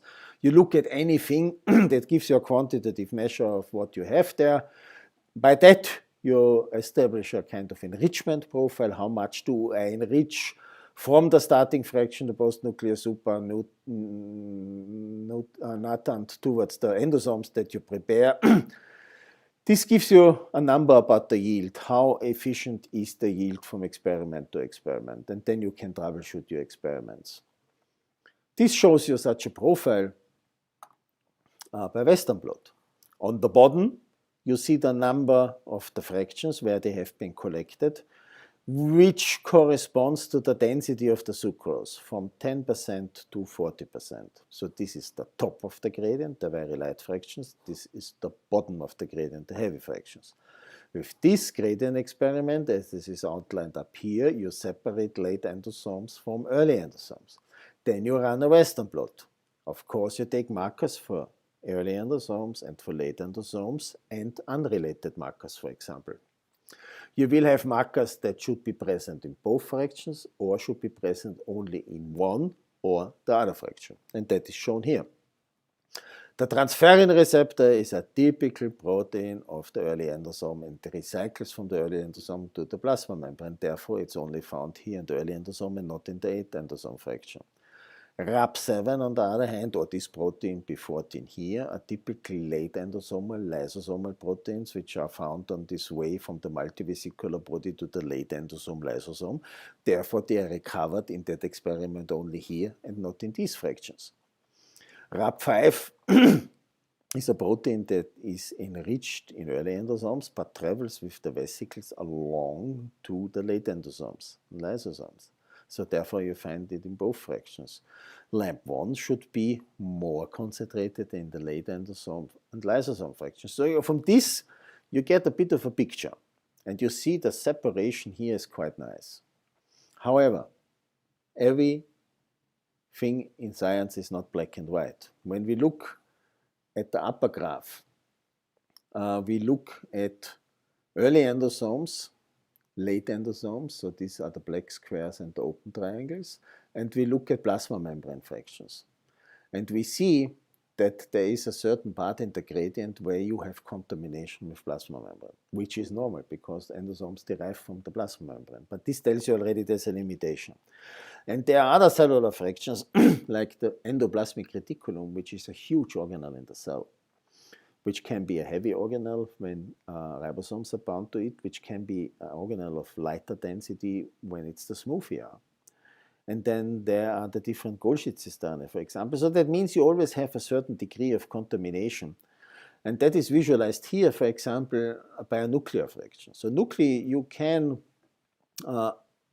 prepare in a very nice, nice protocols to nice purity. And this shows you scanning electron microscopy of such a fraction where nuclei have prepared. And here you see such an intact nucleus, and when you zoom into the nucleus, you see this tubular cisternae attached to the nucleus. So when you analyze this fraction, keep in mind you do not only have the nuclear membrane with the nuclear proteins, but you know from your cell biology lectures that the endoplasmic reticulum is in close contact and continuum with the nuclear membrane, with the outer nuclear membrane. Therefore, you still see these tubules of the ER associated with it. And this ER appears in every fraction, but you know where the enemies are and you have to demonstrate how pure your fractions are with according markers. And when you take all that together, what I've told you so far, you see with assemblies of different methodologies that you put in a logic order of each other, you can come up with rather sophisticated, targeted membrane biology, organelle biology analysis already. But due to the limitations that we have touched, it's not perfect yet. And therefore, your supervisor comes again back to you and tells you, listen, guy, this is quite nice what you're doing here, but it's not clean enough.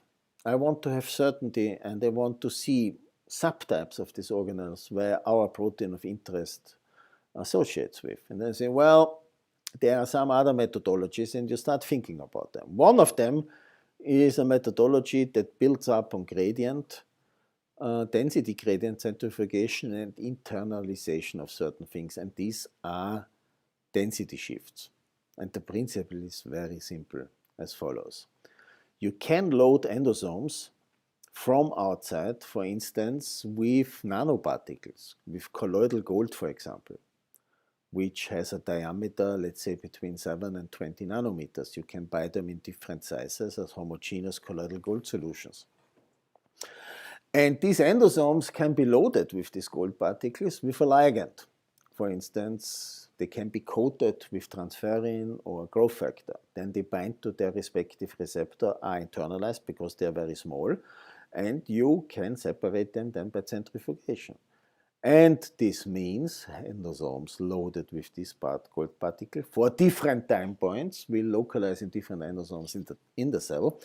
They will shift because they are heavier in the gradient centrifugation. Endosomes loaded, for instance, with horseradish peroxidase, that can be coupled to any ligand, this enzymatic activity. Once you add the DAB, the diaminobencidine reaction, you cross-link them, and due to the cross-linking of the content, also the particle will move, the endosome will move differently in the centrifugation field. Simple method. Let's look at something more sophisticated. And this comes now to the part where I say this is an experiment, for example, free flow electrophoresis, which can only be performed by specialized instrumentation, and the instrumentation is not found in every laboratory. But in many proteomics laboratories and specialized laboratories you find it, but it's an interesting principle, and therefore I want to introduce it to you. Because it combines separation in a free flow with electrophoresis. And it is a powerful and preparative separation tool that you can enrich proteins. Complex protein mixtures can be separated, large protein complexes can be enriched, but also organelles. And you can isolate these compartments or prefractionate them using pH gradients in a liquid stream. That means we are looking at charges here. All protein complexes have a netto charge and all organelles have a netto charge. For example, lysosomes and endosomes can be very nicely separated from each other in electrical fields. The advantage is you apply the sample in a continuous flow of a buffer. That means you can load repetitively, again, 24 hours a day, and you can purify large amounts of samples. And important is that the samples should be free of aggregates and insoluble material. So how does that look like? You have a plate, and on that plate a buffer flows from the bottom to the top. And this buffer has an electrolyte. Either the electrolyte is uniform or is segmented in zones or has different zones. That means in every zone the buffer that is flowing has a different pH. You apply the sample, and perpendicular to that flow of the buffer from here to here where you apply the sample, you apply in 90 degrees an electric field.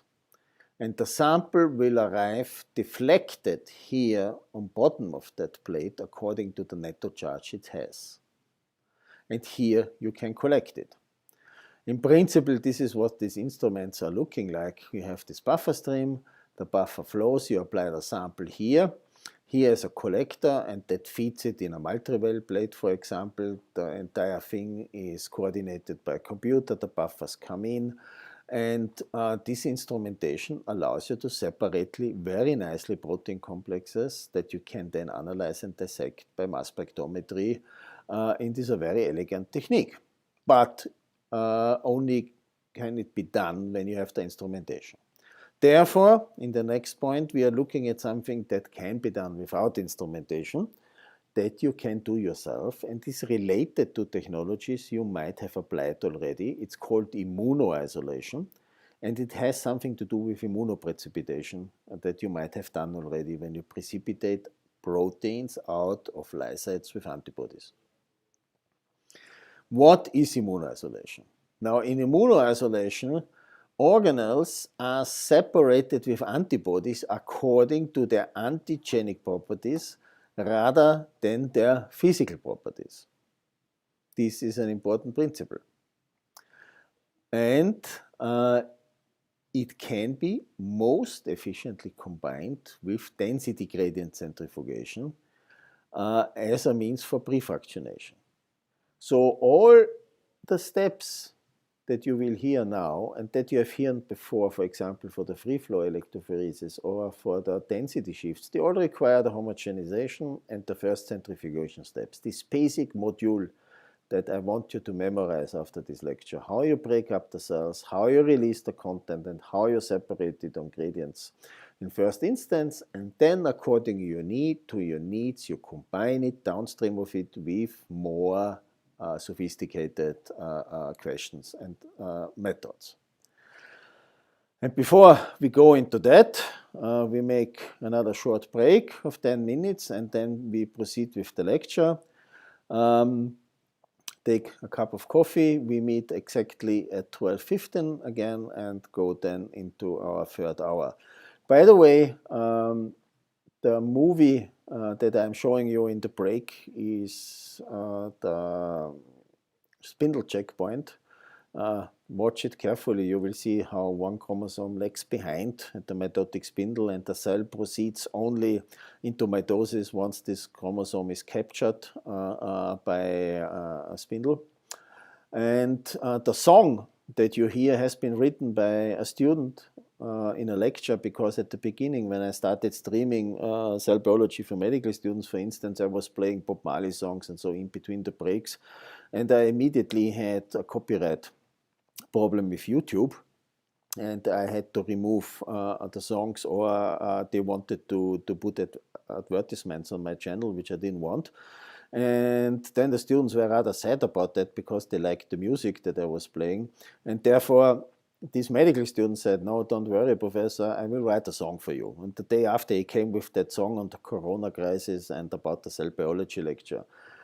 And we make a little break now. Enjoy the music, take a cup of coffee. 15 minutes past, we meet again.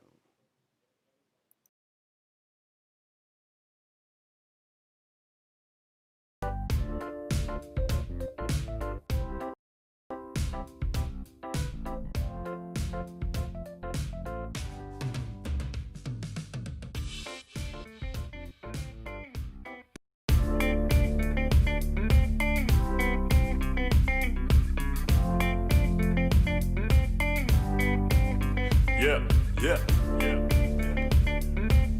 Corona 2020 recordings. I am the Doctor.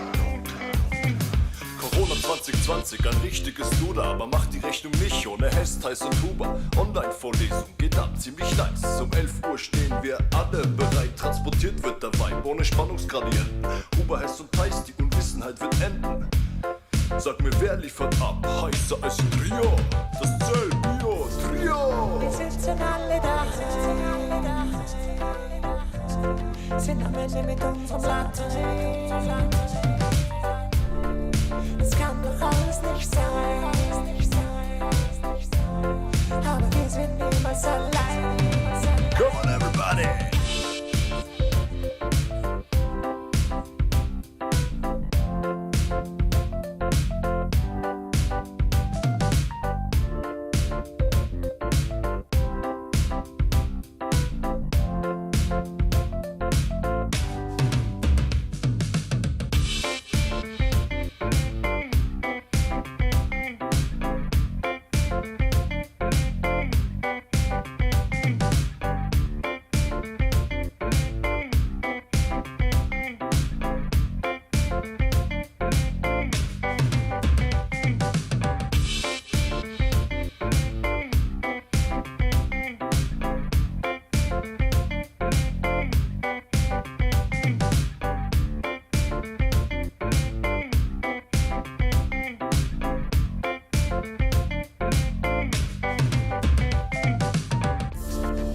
Sitzen alle da,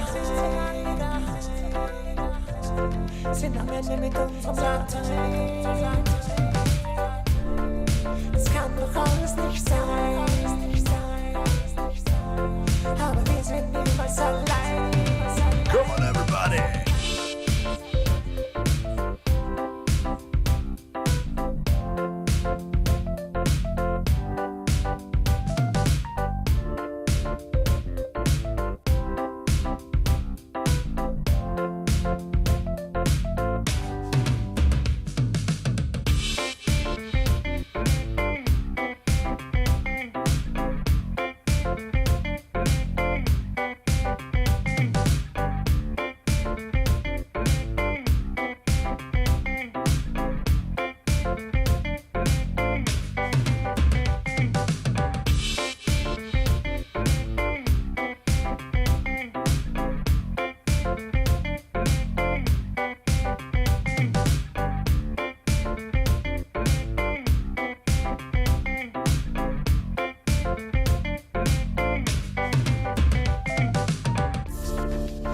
sitzen alle da,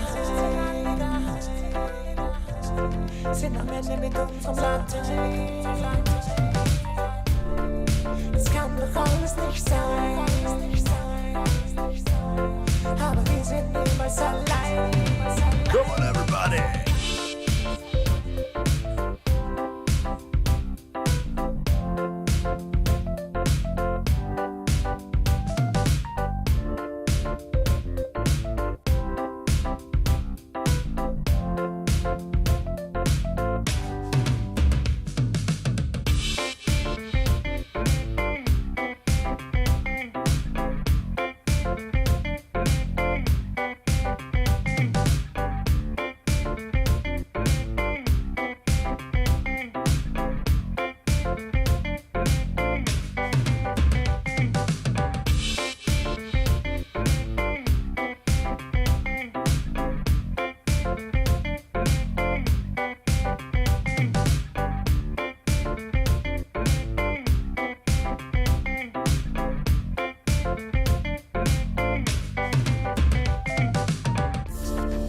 Sitzen alle da, sind am Ende mit unserem Land. Es kann doch alles nicht sein, aber wir sind niemals allein. Come on, everybody!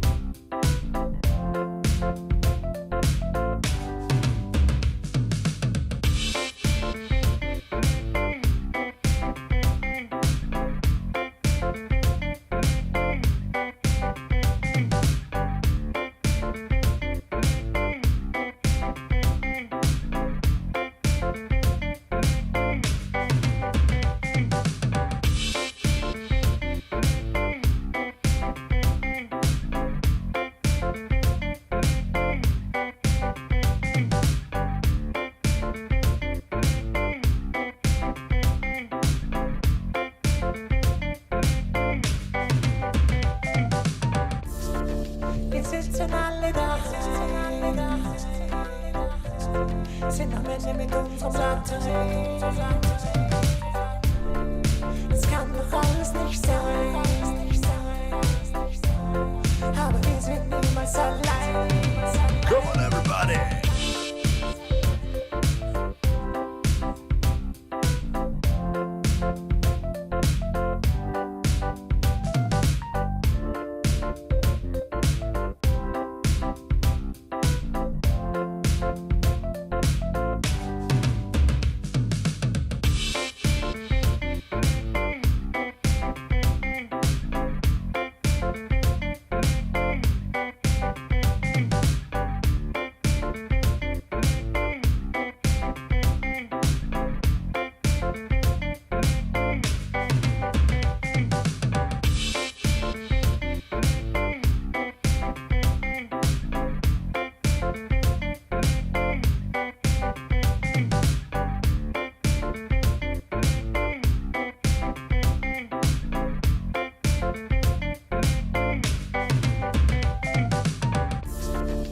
Sitzen alle da,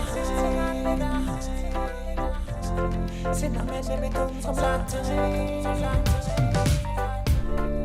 Es kann doch alles nicht sein, aber wir sind niemals allein. Come on, everybody!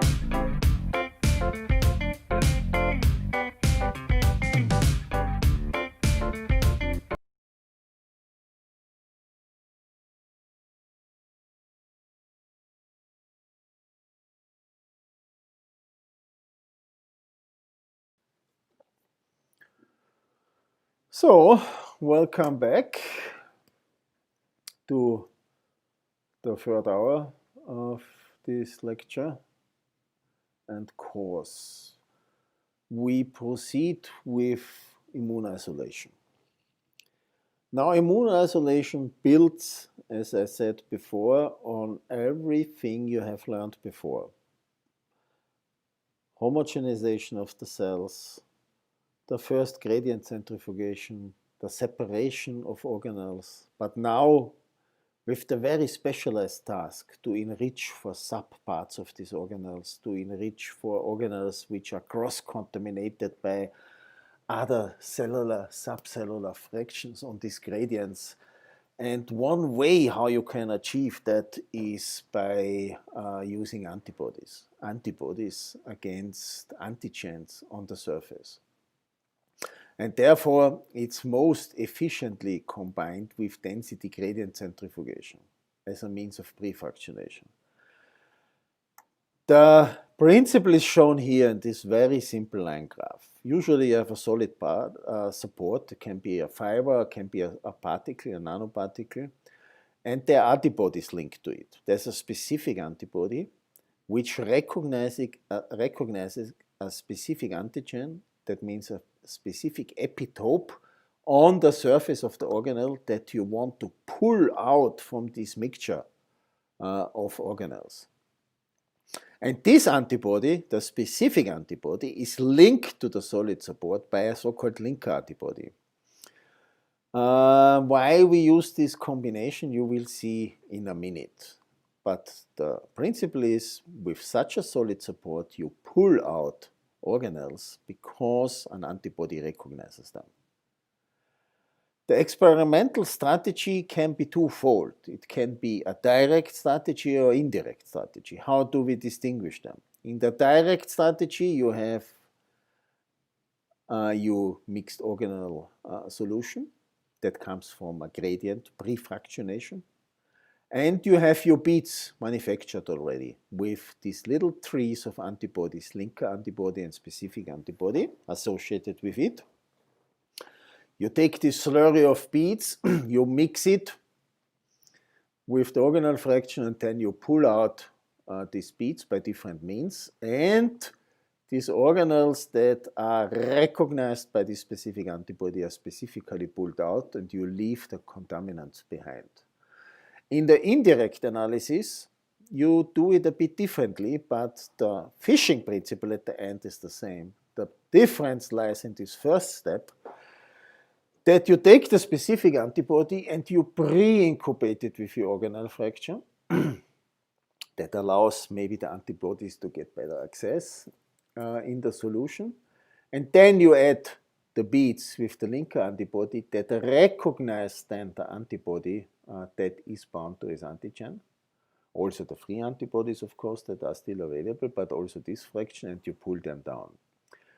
Which of these two parts works better is a matter of empiric try and error. Or is given in a protocol, or has to be set up by you. This technology is very similar to immunoprecipitation. The only difference is, in the immune precipitation, you lyse your sample. You lyse the membrane proteins with detergent to try to get them out of the membrane, that you can analyze them, and you pull them down, and you do co-immunoprecipitation experiments. That means you target a receptor, you pull it out, and you want to see which proteins are associated with that receptor, plus minus signal transduction on or off, for example. This gives you a feeling to the networks, how proteins cooperate with each other, but you take detergents for that in order to solubilize the membrane proteins. Here you do a native fractionation. That means you do it detergent-free. That is the big difference. Because, to the simple reason, you want to keep your organelles as intact as possible, and you don't want the content of the organelle to be released because you want to allenize the organelle out rotor. Therefore, the experimental conditions have to be considered, and that means When you add an antibody to an antigen, this reaction and the yield of the binding follows rules over time. Over time, non-specific binding of the antibodies will increase. Specific binding of the antibodies to the antigens is achieved within rather short time. Few hours or fractions of an hour. And then it is saturated. It will not be better anymore the longer you incubate the antibody. However, the increase of the non-specific binding will be the problem. Because when you would leave that too long, the non-specific binding would take over this curve and cross it and take over. And that means you only have unspecific binding then and not specific binding anymore. This principle, which is important for you to consider, can be to a certain degree manipulated by putting your sample on ice. So we are back on this principal dogma of biochemistry, work on ice. Because non-specific binding is reduced on ice. Every binding affinity is reduced when the sample is cold. This means by that a strong antibody would recognize still its antigen, but the non-specific binding would be reduced. However, with some antibodies, it works better when you incubate them at room temperature, because they find the antigen very rapidly, and then you move your sample on ice, and then you proceed. Or they need only very short time on ice. And that's the reason why, for example, you find these rotating wheels in the cold room of every institute where antibody slurries are incubating with their samples for immune precipitations, where you try out how long do you need. Do you need overnight incubation with the antibody? Do you need only a 1 hour or 15 minutes? And all these things are either given with specific antibody protein couples in protocols where people tell you already incubate for 15 hours at 4 degrees on a rotation wheel in the cold room, or you have to find it out yourself, but it's easy to find out once you memorize and recognize this principle here. The antigen must fulfill, of course, certain requirements. The epitope must be exclusively present on the surface of the desired compartment.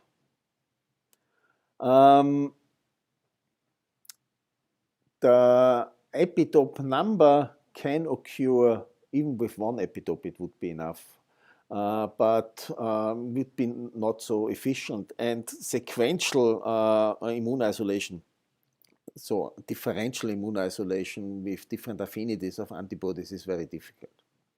That you have to keep in mind. But there must exist a strong antibody-antigen couple. What is important for you to consider is the epitope that the antibody recognizes must be on the surface available of the desired compartment. I'll give you an example. You want to immune isolate mitochondria at different conditions out of muscles, for example. And you look into the laboratory database where all the antibodies should be listed because your lab is working on mitochondria and they have antibodies against matrix proteins, against membrane proteins, against everything. The antigen you must ensure is exposed outside on the organelle, not inside, because otherwise your immune isolation will not work. So keep that simple principle in mind. Of course, immune isolation is better achieved when the antigen is relatively abundant. The antibodies must fulfill certain requirements. Let's talk about this linker antibody I've introduced. Now, the linker antibody increases the flexibility of the specific antibody simply to space increase.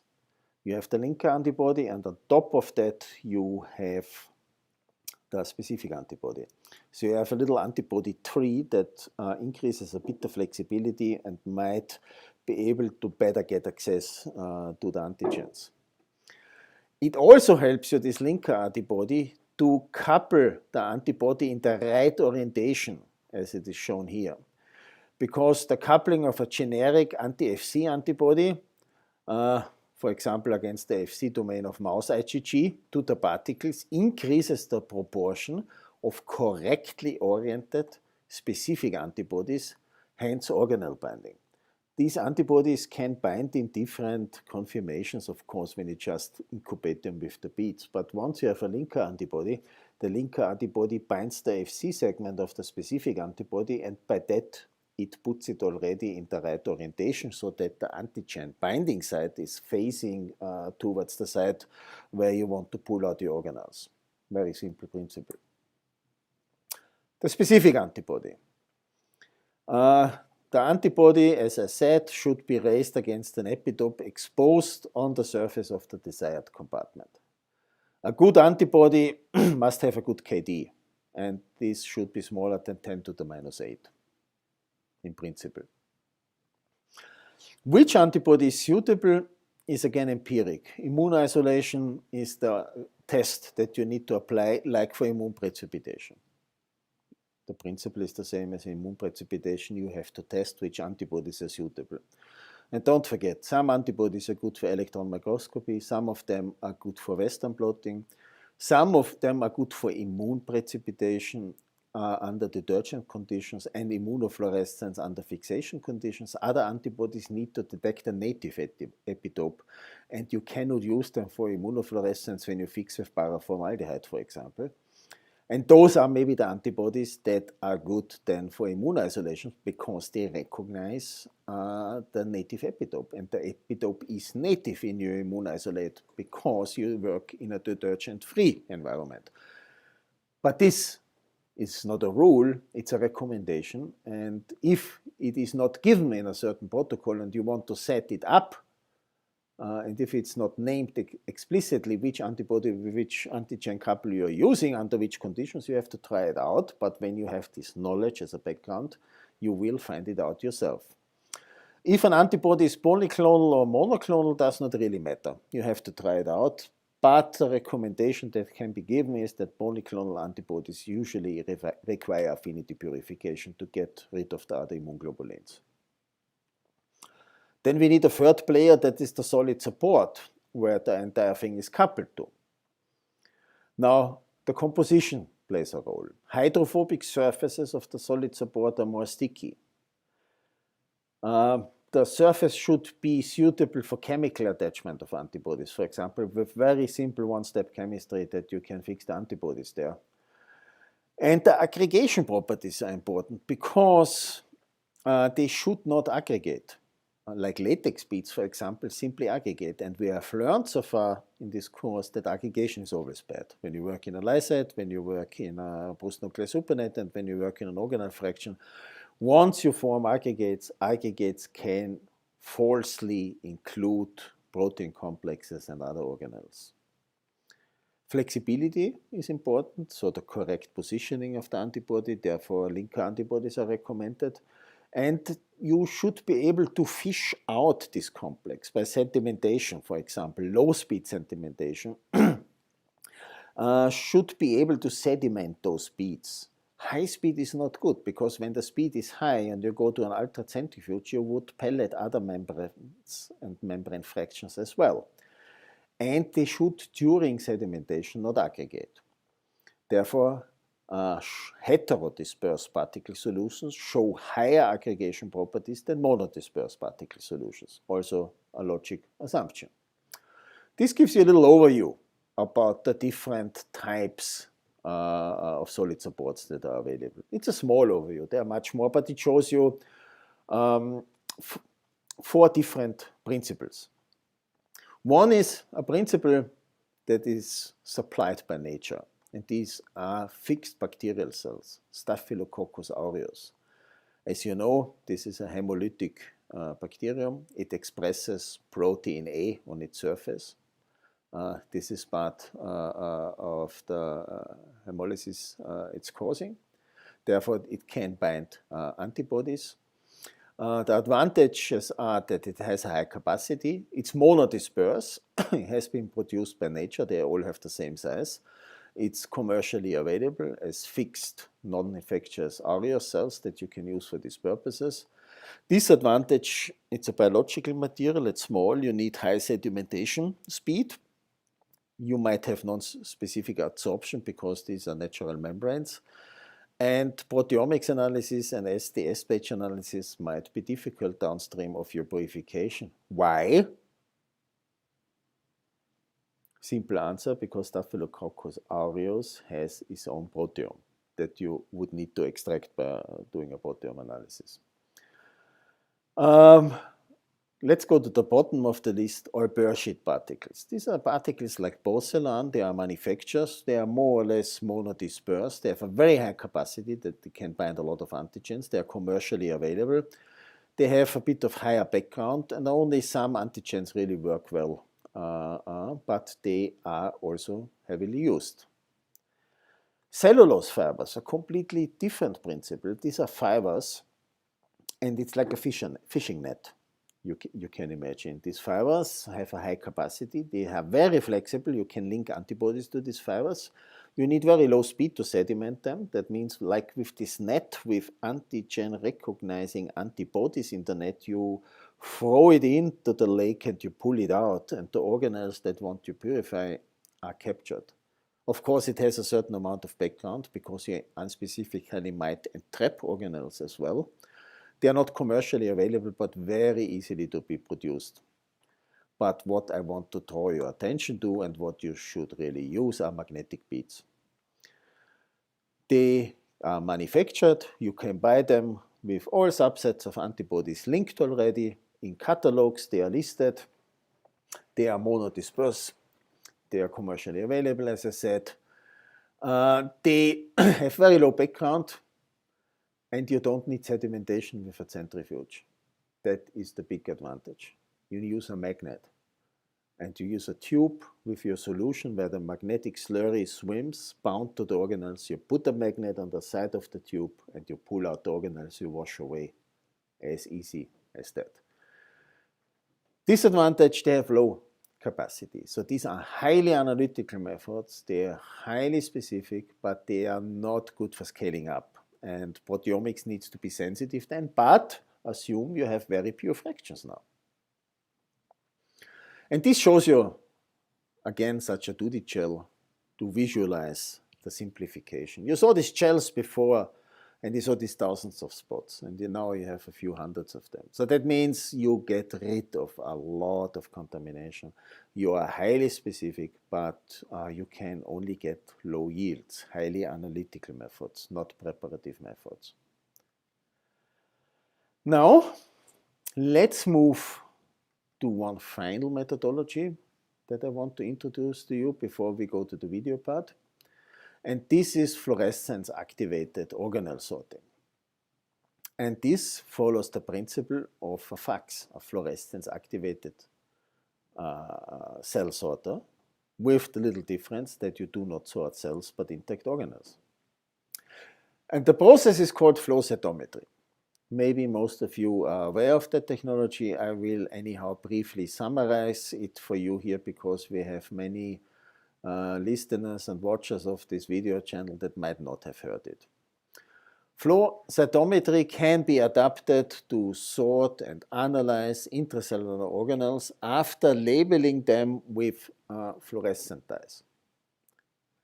Again, we combine conventional subcellular fractionation, homogenization, gradient centrifugation, purification over gradients, like in the immune isolation, now with high-speed organelle sorting in a fluorescence-activated cell sorter. We can label these intracellular organelles, for example, mitochondria, Golgi, ER, plasma membrane, phagosomes, endosomes with fluorescence membrane dyes, or fluorescently labeled ligands, and this allows purification due to biological properties rather than physical densities. So this is the third principle. The first was physical properties, biophysical properties for purification. Then we combined it with antigen properties of an organelle as an identity, and now we combine it with biological properties. Why biological properties? Because, for instance, there are fluorescence dyes available like rhodomine 123, that can label mitochondria to a different extent depending on the membrane potential, if they are firing or not. So according to the biological activity of mitochondria, you can differentially label them and use that fluorescence signal to sort them out. Similar is it with acidic organelles. They are dyes that accumulate in pH dependency in the different endocytic compartments with different emission spectra according to the pH that is in the compartment. On top of that, you can engineer organelles expressing GFP, RFP, YFP, lightening up organelles with proteins that either sit inside or outside. You can combine it with pH sensors or with activity sensors when two proteins, for example, bind to each other and organelles fuse with each other, that you can read out different fluorescence signals. So there is a lot of flexibility in that approach, but it requires a certain instrumentation and certain skills for the instrumentation, and therefore it belongs to the more exotic techniques that I want to show you, but it's a very powerful technique. However, the immune isolation is what you should really combine with the subcellular fractionation that I've shown you today with the simple tools that are available in every lab. Here you need a flow cytometer that you usually find in departments and in institutes where immunologists work. Now, what is this fluorescence activating sorting, the technical principle? You have a sample stream. And in this sample stream, there's a buffer, and the sample is solubilized in this buffer. This can be cells, but can be organelles. Now, these cells usually are labeled, or the organelles, with different fluorescent dyes. The cells are labeled with different antibodies recognizing different antigens. T helper cell, T suppressor cell, different subsets of that, regulatory T cells, B lymphocytes, different plasma cells. For all of them exist different antibodies. Now imagine you have a sample where you have two different cell types labeled, one with a red emitting antibody signal and one with a green emitting antibody signal. And some of them are not labeled, which are other cells. They arrive in this sample buffer stream at a nozzle. Now this nozzle is vibrating. And by this vibration, you introduce something which we call hydrodynamic focusing. The nozzle is vibrating at a certain frequency, and the cells, the stained and the unstained cells, pass in single cells through that nozzle that is vibrating, and a laser light source brings the light through that nozzle and shines light on every cell that is passing, and either it has the one or the other antibody, it emits fluorescence, red or in green, or simply the scattering of the light. And this is another important feature of the flow cytometry. You can record the scattering of the light. That means a large cell has a different scatter when you scatter the light. And we have a side angle scatter and a forward angle scatter. That means we can measure the size of a particle and we can measure the granularity of a particle. This means a mast cell which has granular inside, which would emit a different light scatter because it's large and granulated than a T lymphocytes, which is small, round, and not granulated. So we have different light principles that can be combined. Now the nozzle vibrates in a way that droplets are generated. And statistically, in each droplet would be a cell that is stained or an organelle that is stained. And when these droplets leave the nozzle, they get an electric pulse. So the green ones get a pulse, get a charge, and the red ones, the one a plus charge, the other one's a minus charge. Then they pass through two plates that have a perpendicular electric field and they are deviated. The green ones with the positive charge are deviated towards the minus and the minus charged ones, the red ones for instance, are deviated toward the plus. The ones that are not stained remain in the middle and fall in the waste bags, and the other ones you can collect in different tubes. This is the principle of fluorescence-activated organelle sorting, and is also the principle of fluorescence-activated cell sorting. What are the criteria? For organelle sorting, it's of course a bit more difficult like it is for cell sorting, because sensitivity is an obvious major concern. Small structures like organelles usually have only a very small number of dye molecules associated with them. That means your instrument needs to be very sensitive. And you have always background fluorescence in every sample, don't forget that. Why do you have background fluorescence? Because cells have amino acids, and amino acids, some of them are autofluorescent.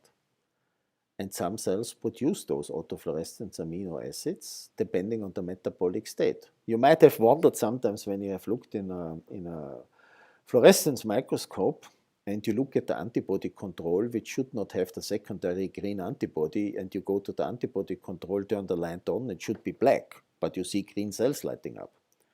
This is not that your antibody is unspecific. This means the cells are metabolic active. And that can happen sometimes, that you have a background fluorescence. And the same you have in a flow cytometer, which is more sensitive than a fluorescence microscope, for instance. Besides the physical properties of the dyes, so the absorption coefficient, the quantum efficiency, increased background signals can therefore be a critical limitation one has to take into consideration. For which organelles would that work? Almost for all of them. A good example, again, are endosomes, because you can access them from outside. You can load them transiently with fluorescence membrane dyes that stain it unspecifically, or fluorescent dyes that are linked to ligands, to receptors that are internalized and are transported under different conditions. But you have so-called live cell dyes, that stain cells according internal membranes according to other features, that penetrate the plasma membrane and accumulate in organelles, for example. And now from these live cell dyes, many of them exist that would be suitable. You find them in catalogs from suppliers in the internet. Or you can engineer your own cells with GFP, for example, or YFP or RFP. Or they are available already. Many cell lines exist with labeled histones, with labeled mitochondria, labeled peroxisomes, labeled endosomes, labeled Golgi cisterne. So there's a lot of things out there that might be useful. And again, just an example how you can purify these organelles. This is the starting fraction to the gel, and this is what remains after fluorescence enriched sorting. So this is very close to the immune isolation, highly specific. So you can enrich proteins that you don't see here, for instance. You carry along some contaminants like actin, this protein here, and other contaminants which are in the PNS. But you get rid of a lot of contaminants, like shown here, and enrich proteins you have never seen before. So this is a highly specific method.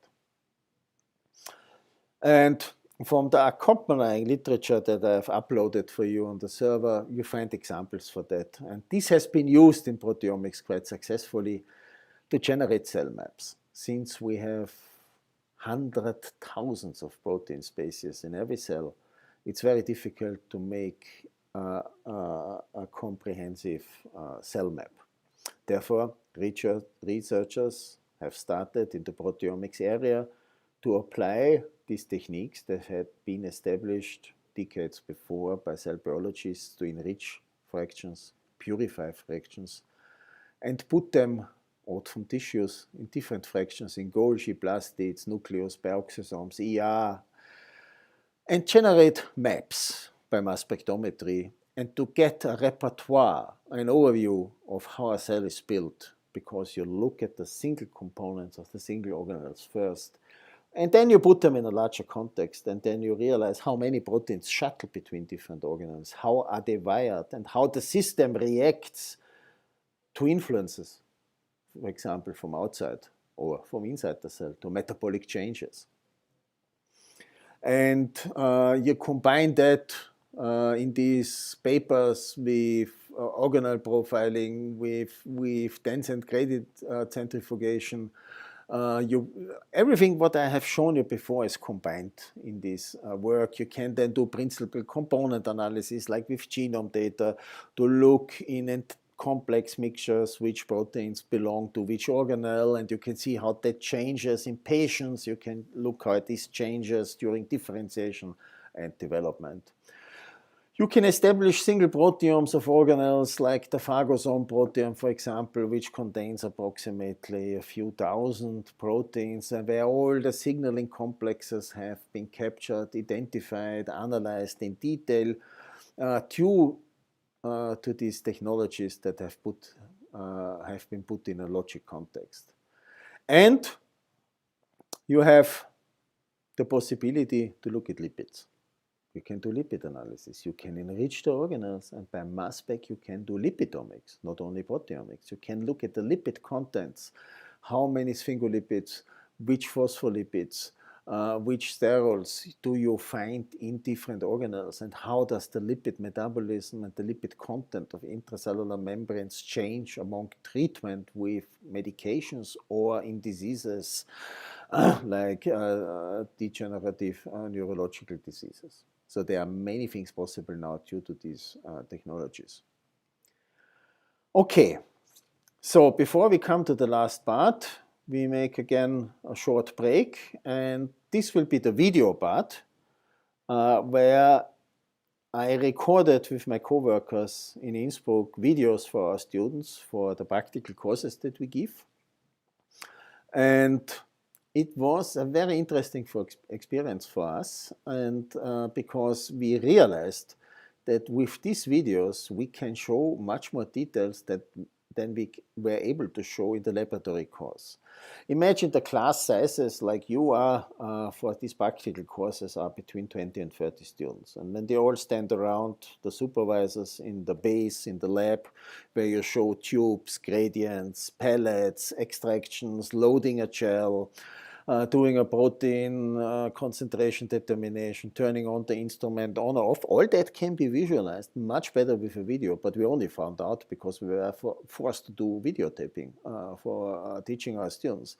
And there's one video that we recorded for you. Other videos, other tutorials to, for example, the cell biology, a practical course that we give for our students for molecular medicine here in Innsbruck, you also find on my channel in the video sections there from the recently streamed lectures. And if you wish, you can always look there and find topics that might be interesting for you. We make a 5 to 6 minutes break, and we proceed 5 minutes prior to 1 o'clock with the video part, which will be very interesting. See you then in a few minutes. Let's take a short coffee break.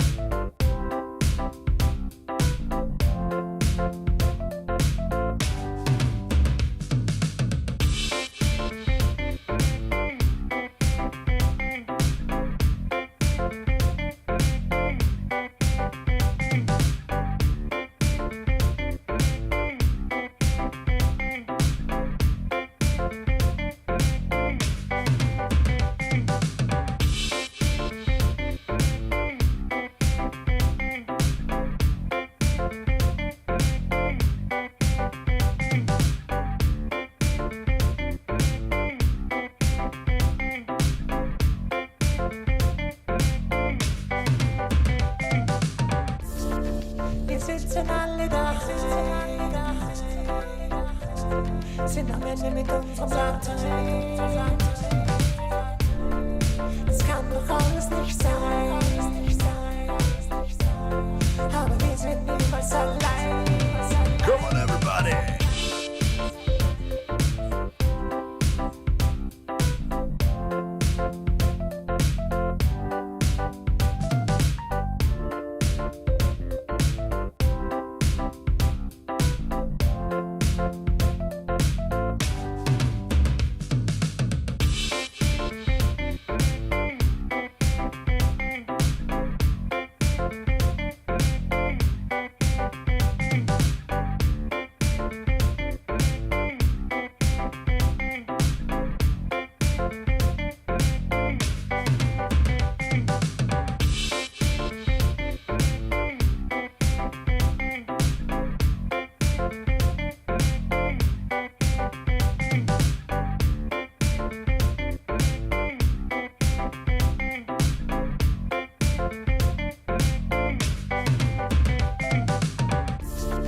Wir sitzen alle da, sind am Ende mit unserem Batterie. Es kann doch alles nicht sein, aber wir sind niemals allein. Come on, everybody!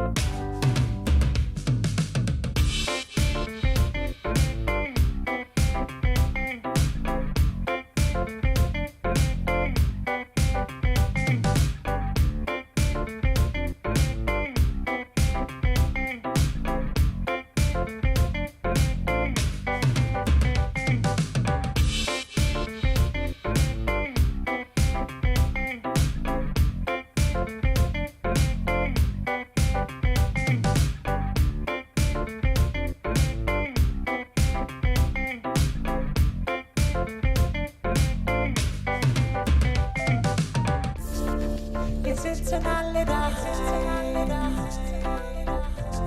sind am Ende mit unserem Batterie. Es kann doch alles nicht sein, aber wir sind niemals allein. Come on, everybody!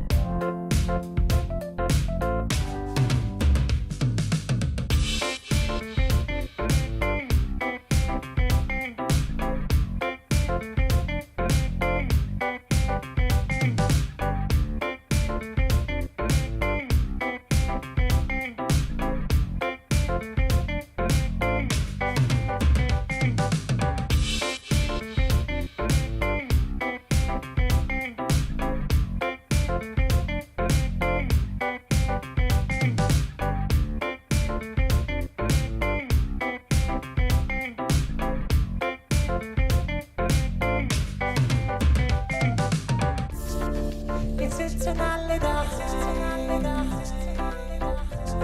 sind am Ende mit unserem Batterie. Es kann doch alles nicht sein, aber wir sind niemals allein. Come on, everybody!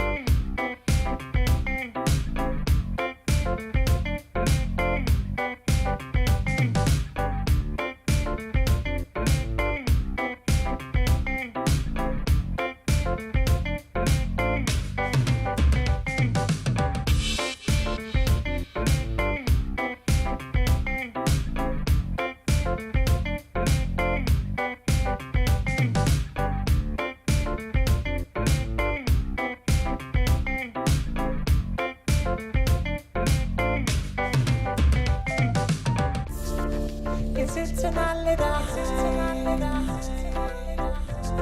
sind am Ende mit unserem Batterie. Das kann doch alles nicht sein.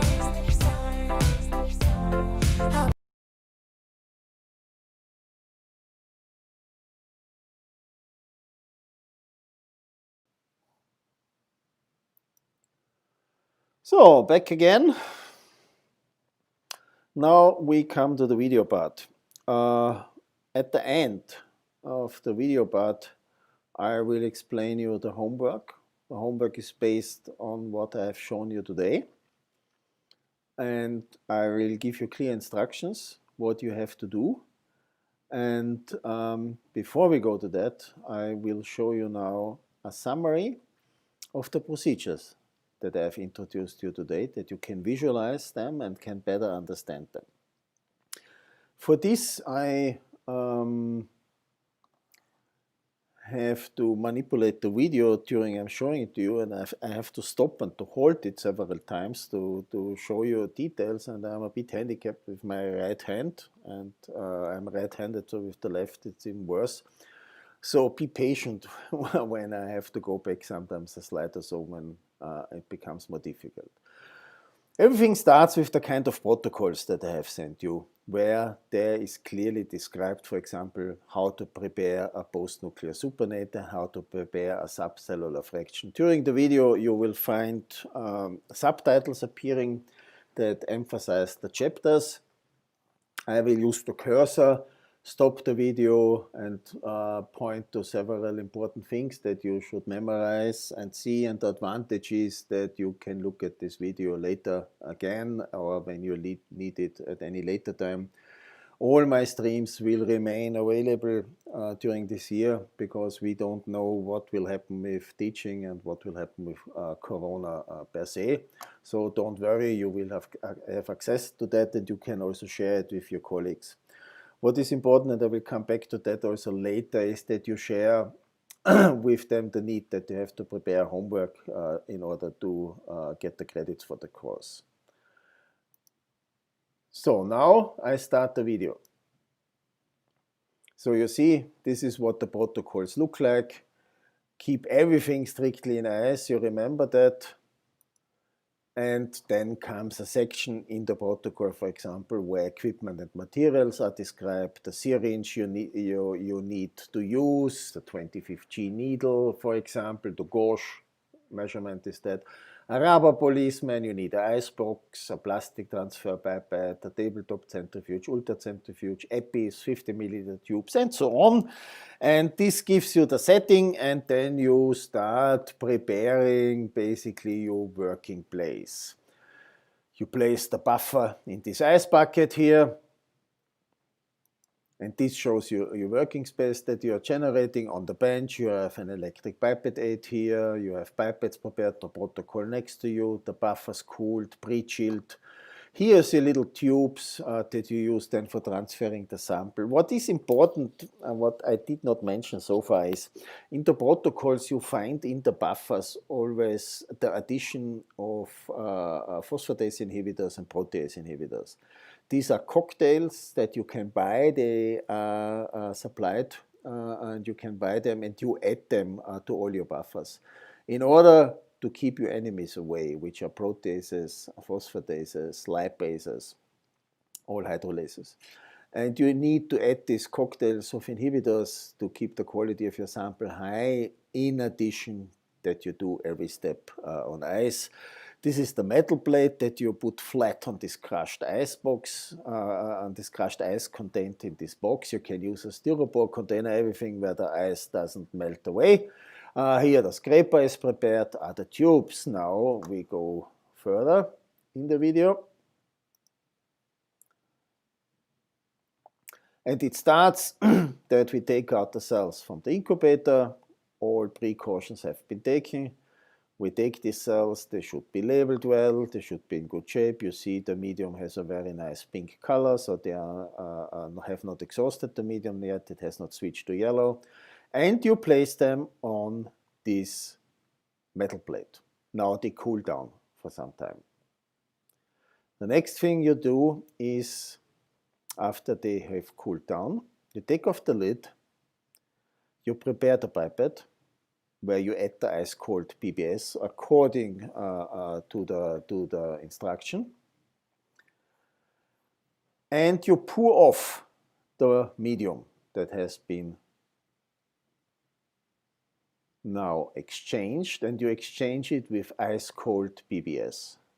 It doesn't matter how much of that you take because you simply wash it. You do 2 times a wash with approximately 10 milliliters of ice-cold PBS. You add that carefully from the side and you don't blow on top towards the cells because the cells would come off the plate. You agitate the plate a bit, you pour it off, and you repeat that step a second time. Ice-cold PBS, approximately 10 milliliters. You put it on the dish, carefully deliver it to the cells. You agitate this plate again, pour it off completely. Now you add 5 milliliters of PBS, ice-cold PBS, and you start scraping the cells. So in 5 milliliters you do the scraping. You take the pipette back because you will need it later. You take the rubber policeman, the scraper, and now you see, you turn around the plate and you scrape the cells carefully off. First you go around in a circle and then you pull the scraper for the remaining surface up, from up to down, from up to down. And then the cells come off here. You see these little sheets?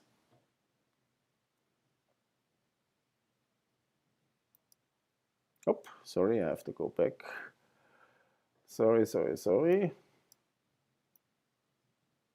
We have to go front. This was my clumsiness. I apologize for that. So we wash the cells here. Quite a bit. Then we look at that step again carefully. Last wash.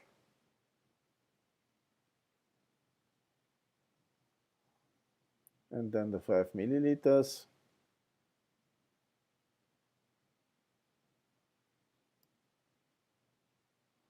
And now we come with the scraper.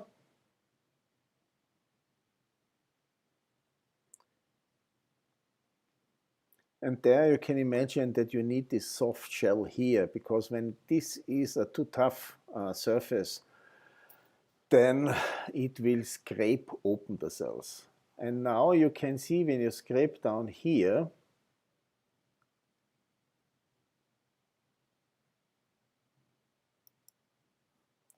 this slurry, these are these little sheets that I spoke about during the lecture. These are the cell sheets that you have released now from the plate. So now we need to transfer the scraped cells into a conical 15 milliliter centrifuge tube for the first centrifugation step, because we have to wash this cell pellet. We transfer it with this plastic Pasteur pipette, which is very soft, has a relatively wide opening so that we don't break open the cells yet. We close the tube and we centrifuge the tubes at 1000 RPM, so this is approximately 500 G in that kind of centrifuge at 4 degrees. So the centrifuge needs to be pre-cooled. Always remember, load in a balanced way, even with these low speed centrifuges.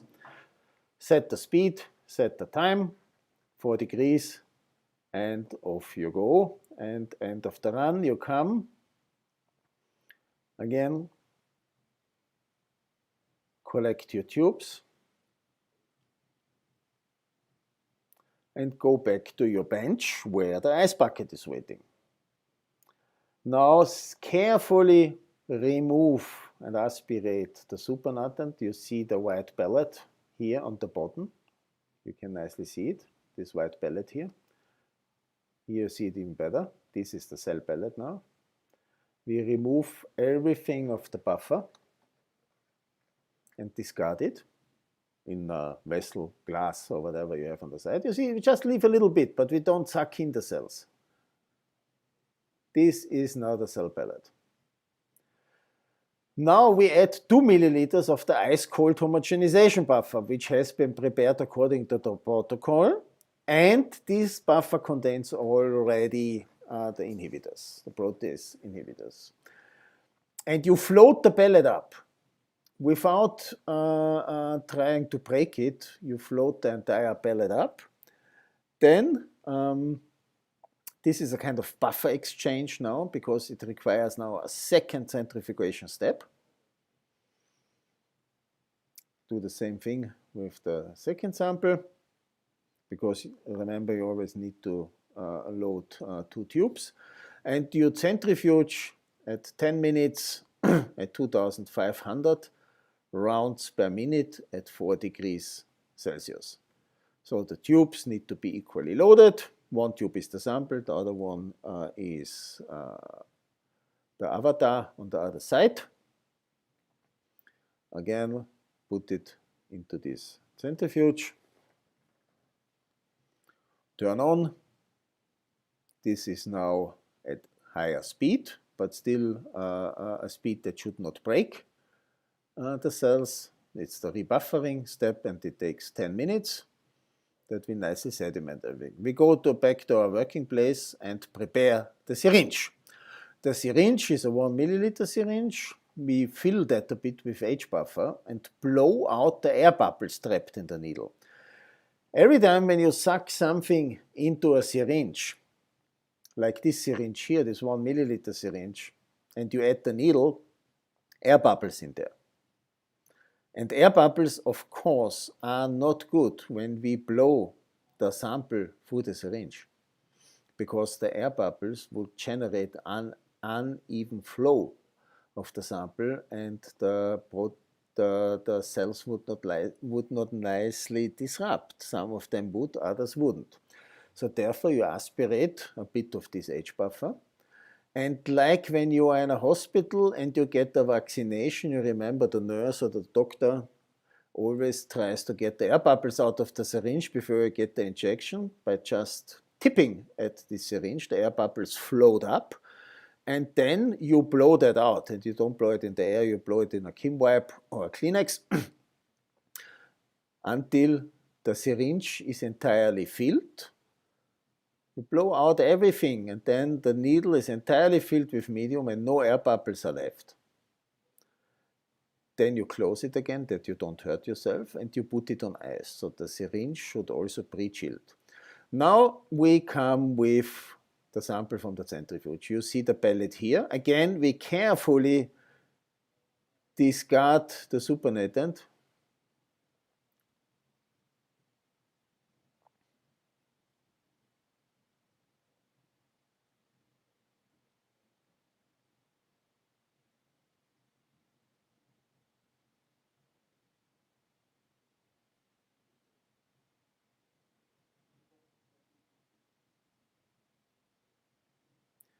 And resuspend now the cells gently in 200 microliters of the homogenization buffer per dish, per probe. And for that you take a blue tip from a 1 milliliter syringe. You go down to the pellet up to here. You carefully blow it in and out, in and out, in and out, that you remove the aggregates, but you don't break open the cells yet. And you see how carefully he does it without generating air bubbles. Very important, never generate these air bubbles. So, now this sample is ready. We come with the homogenizer, which is this 1 milliliter syringe. And you see how nicely it fits in this 50 milliliter tube, because it sticks to the bottom. You can fix it on top with 2 fingers. And you pull the pistol back until everything has been sucked in. Watch how carefully he does it and sucks and blows it out. Sucks it in and blows it out through this thin needle opening without generating air bubbles. You see how milky the sample becomes? With each pulling up and blowing out, you break up the cells. How often you do that, you will control with a microscope in between, that you know that you don't break up the nuclei. This is the critical step here. In the protocols, there is given you need 5 strokes, 15 strokes with that needle, with that protocol for that cell type, like in our protocols is given, but you might be able to set it up yourself according to your needs when you check that step. So every step is carefully performed and it's blown into the tube again without generating air bubbles. You close the tube. What is very important, you close the needle immediately with the protector that you don't hurt yourself during the work. Then the next centrifugation is at 3000 rounds per minute for 10 minutes and 4 degrees Celsius. You are seeing we are increasing the centrifugation, so it's 3000 rounds per minute. The centrifugation force is increased and we come then back. Now we have the post-nuclear supernatant and we have the nuclear pellet here. And this post-nuclear supernatant is the first fraction, so we take out a bit of the sample for further analysis on Western blot or as a control on the site in an Eppendorf tube. In that case, in the protocol for our practical course, it's 40 microliter because the students need to analyze that later to see the enrichment of the proteins. Keep that on the side, don't forget it, and we proceed then with the rest of the sample. Now, then we take here in that protocol a second aliquot of 100 microliters because we do a simple P100,000. That means a protein pellet, like I have shown you in the protocol. 100,000 G centrifugation for preparing of total membrane fractions. We call that P100 for the special cell ultracentrifugation step. Centrifugation step. The tube has to be pre-labeled. Now we come to the part where we prepare the cytosol and the total cell membranes, the 100,000 G pellet. And therefore we have launched here the rotor of the tabletop ultracentrifuge. And we centrifuge at 100,000 G in these special epis. These are special epis, don't use normals. They are special epis for this centrifuge. We close it. They are well balanced. And we put them in the tabletop ultracentrifuge. We mount the rotor on the spindle. We push that button that connects the rotor to the spindle. We close the lid and we generate the vacuum and we cool the centrifuge down. We put in 100,000 G and the centrifuge generates the vacuum now automatically.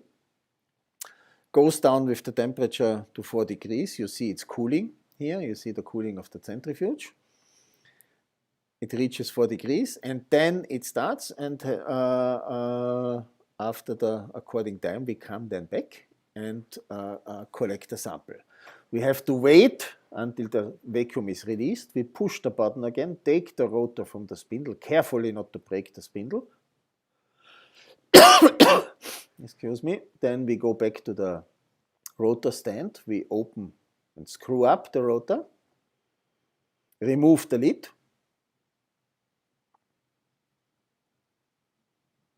And take out our sample tube and the balance tube. This is the P100 sample tube. And you see a little pellet here in the sample tube. You have seen that little pellet. And now we transfer 40 microliters of the supernatant, which is the cytosol fraction, out of that tube for further analysis for Western blotting, for example. Carefully not to touch the bottom of the tube where the pellet is. The pellet is down here, and we go with the tip not too far, and we take it out. So we take off the rest of the cytosol, and we proceed with the little pellet here on the bottom of the tube. So we keep the probes, meanwhile, the pellet, the P100 pellet, total membranes, and the supernatant S100 supernatant for further analysis. And we have the post-nuclear supernatant, for example. And that we can then analyze. And these were these first steps that are so important that I wanted to visualize for you. Now, on my stream, in the section for the practical courses for the molecular medicine student, you find more experiments that build on that fractionation, gel experiments, Western blotting, calculation of protein concentration, and so on. And this you can all watch if you want. But this was the part that I wanted to show you that visualizes a bit this very important step from the homogenization and the sample preparation. Now we come to an important part, to the end of this course today, and this is the homework you need to do. I want you to write an essay on subcellular fractionation. This essay doesn't need to be long, 4 to maximal 5 pages. It should be illustrated, and you should use your own words, your own English. And you should not cut copy-paste out of reviews of the literature that I provided to you, not out of the literature in the public domain. I am correcting a lot of scientific texts. So I'm looking at bachelor thesis, master thesis, PhD thesis. I'm writing a lot of papers with my students and postdocs. I'm correcting a lot of papers. I'm reviewing papers for journals. I can distinguish the scientific language full-blown scientists are using from the language students are using. So please don't fool me, do it for yourself. I will give you feedback on this essay. I will read it, I will correct it. When the English is bad, I will contact you and give you some explanations. Give it a try. The topic you can choose yourself. And I made very good experience with this kind of essay homework. I get back usually from this Vienna class I'm teaching every year wonderful essays that your colleagues have been writing. You can choose a topic out of the lecture where you were particularly interested about the sample preparation, homogenization, about free flow electrophoresis. You can give a summary of the entire lecture. You can pick out parts that are interesting, but you could also link it to your work in the labs you are doing at the moment, why you would find useful to combine it. Or you can bring something else that I have not covered in the lecture as an extension. Use your own words. Take the opportunity that you can write an essay in English where an experienced scientist like me is looking at it and correcting it with you and talking to you about it and giving you feedback. Most of the work you are doing in the future will be writing. In order to be a successful scientist in the future, you need to have 3 characteristic features, and all 3 of them need to be present to the same extent. First of all, you must be intellectually aggressive. You must be interested in science per se. You must read. You must like to do a research online, to reflect on scientific contents of others, to read science, to understand science. Secondly, you must have good hands on the bench. When you don't have good hands, you don't get anywhere because you cannot only think about experiments, you have to do them. And thirdly, and most importantly, you need to be able to write. You have to learn writing. In the future, you will be estimated, judged by your writing abilities as well as by your experimental abilities. You will need to write papers, theses, grants, and you will need to learn under pressure, to learn to write under pressure. So what kind of writing do I expect you to do? You write an essay which is clearly structured. It has a topic, a headline. It contains your name, your affiliation, which study section you are, with the number of the study section, and it contains the matricle number.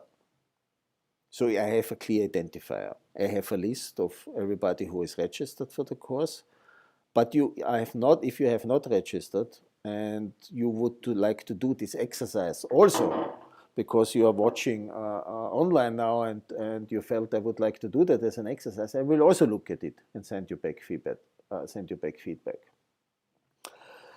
You can use the online material that I have supplied to you because it contains protocol and some literature how that can be used.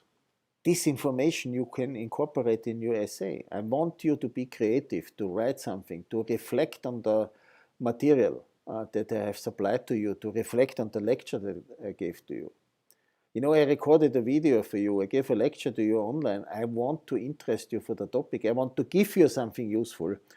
And in exchange, I expect that you are interested and you do something for that you get the credits for this course. And I want to take you with me on a scientific journey, how you can use that and how you can implement it maybe in your own work. You can use the figures that I supplied, just cite them properly where they are from. You can download figures from everywhere. You can make your own hand drawings. You can use other supplementary material that I have not accompanied on the server, but just cite it properly. And at the end, you give a reference list.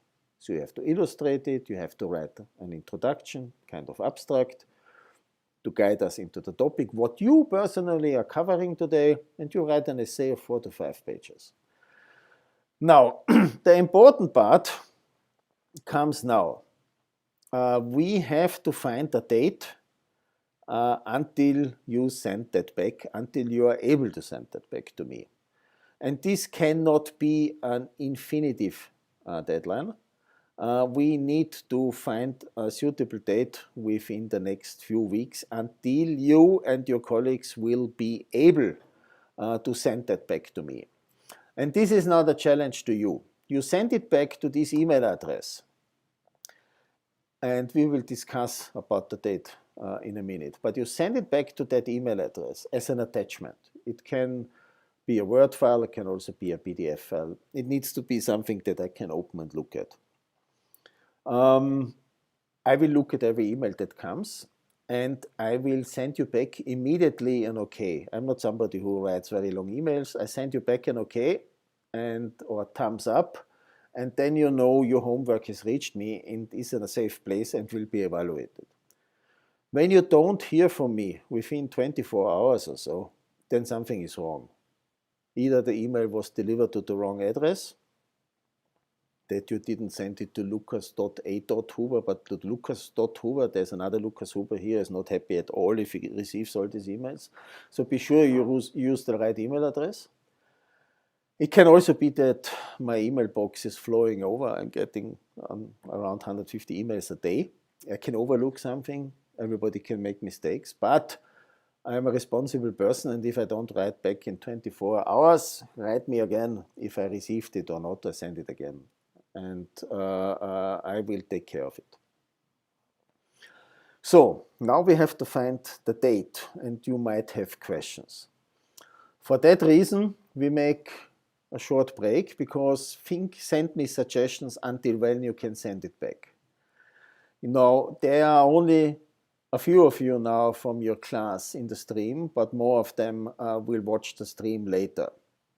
What you should do is now, within the group of the people who are watching, communicate through WhatsApp or through the chat room function when it would be suitable. I will be back online in 10 minutes. The stream remains online, and then we arrange for a date, which is a binding date, by the way, then for everybody. And we will communicate that, and I will put it in here. I will open the PowerPoint, put it in here, so that everybody in the future who is watching that stream knows when he has to deliver. Okay, is the exercise clearly understood? I hope. Give me a sign in the chat. And communicate that you have 10 minutes, and then we come up with a wish until when it is feasible for you to send back this homework. I turn off the tone now of the video, of the stream, and this picture, and you can think about that and write in the stream, and exactly in 10 minutes at 1 o'clock and 35 minutes I am back in the stream. And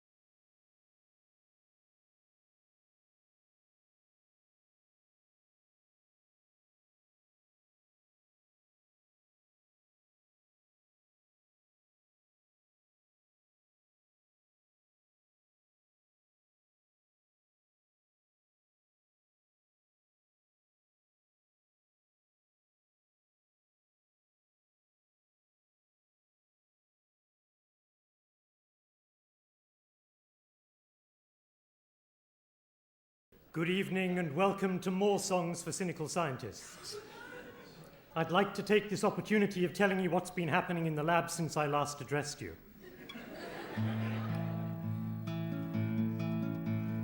First slide, please. Now I'm sure you'll all remember what I said here last November when I said what I had discovered with such ease. First slide, please. For the sake of time reduction, I'll miss out the introduction and go straight into the details. Next slide, please. Next slide, please. This shows NMR 3D of MPF and TBP. We PCR'd P53 and IP'd cyclins A to Z, as you can see. Next slide, please. Can you hear me at the back? Well, can you hear me at the back? Oh, now the microphone's got feedback. Next slide, please. Next slide, please. Please can someone shut that door or stop the rock group in next door? And please can someone kindly catch that swarm of bees? Next slide, please. I'm sure you can't make out the tracks, 'cause this has just come in by fax. I'm still expecting several more, so next slide, please. Next slide, please. Now this curve that goes straight down shows stimulation upside down or just a crack the wrong way round. I'm not quite sure.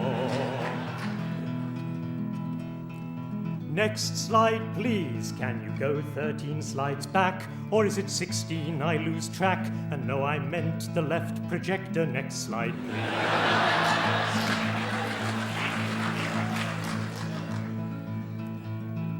Next slide, please. Now this is looking rather blurred. Is it a plane or just a bird? I should have skipped that 7th whiskey. Next slide, please. Next slide, please. This may cause some slight confusion, 'cause it shows cold nuclear fusion. Now it's melting the projector. Next slide, please. Next slide, please. Have I been drinking too much liquor, or is that smoke there getting thicker? Can you find a new projector? Next slide, please. Next slide, please. It looks as if I'll have to shout. The fire alarm is winning out. Can you just try to pay attention? Next slide, please. Next slide, please. I don't think this slide can be seen. That fireman's hat obscures the screen. Can you just wait until I've finished? Next slide, please.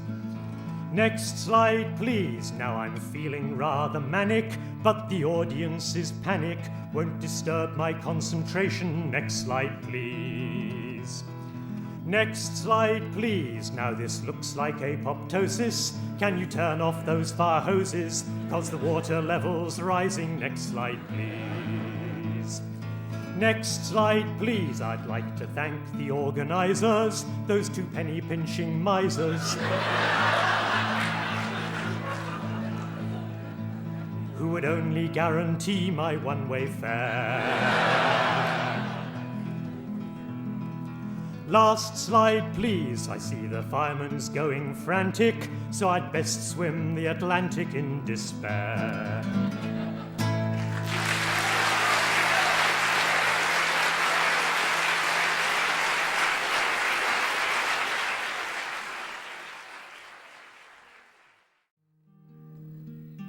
This is a nightmare experienced by most scientists.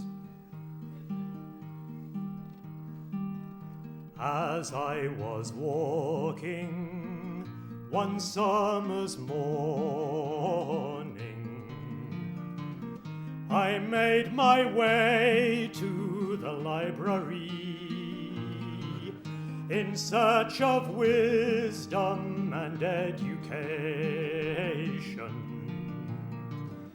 I scanned the journals so eagerly. I picked up Nature and looked inside it, and lots of adverts I there did see for PCR and restriction enzymes, for cloning kits and HPLC.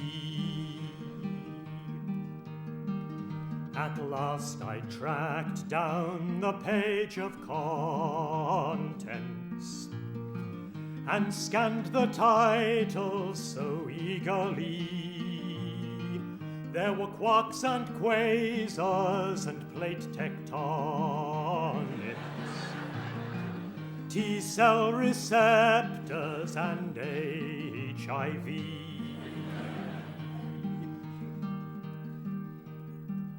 And as I browsed through the latest scandals, I sighed and yawned rather wearily, till there I saw my latest paper, and brightened up most immediately. I swelled with pride as I gazed upon it. What finer gels could you ever see? And every figure was as we'd planned it. Models of logic and clarity. But then I paused in deep contemplation. A nagging doubt stirred to trouble me. It was just 3 days since we'd sent the paper. There was no way this could be by me.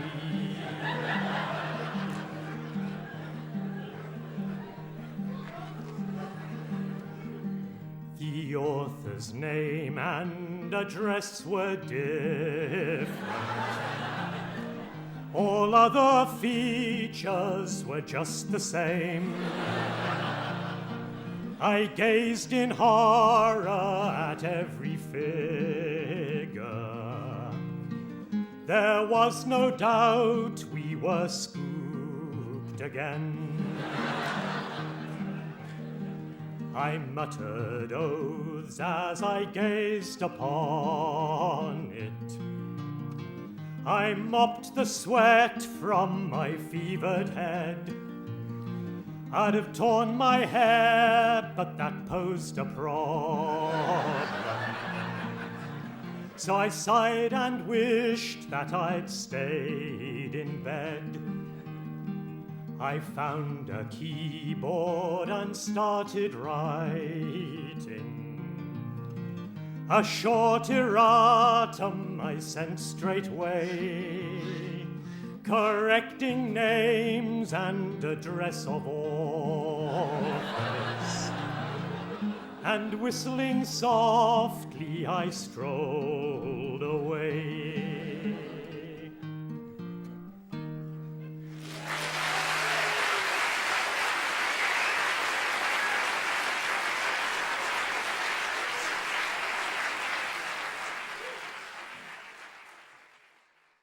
That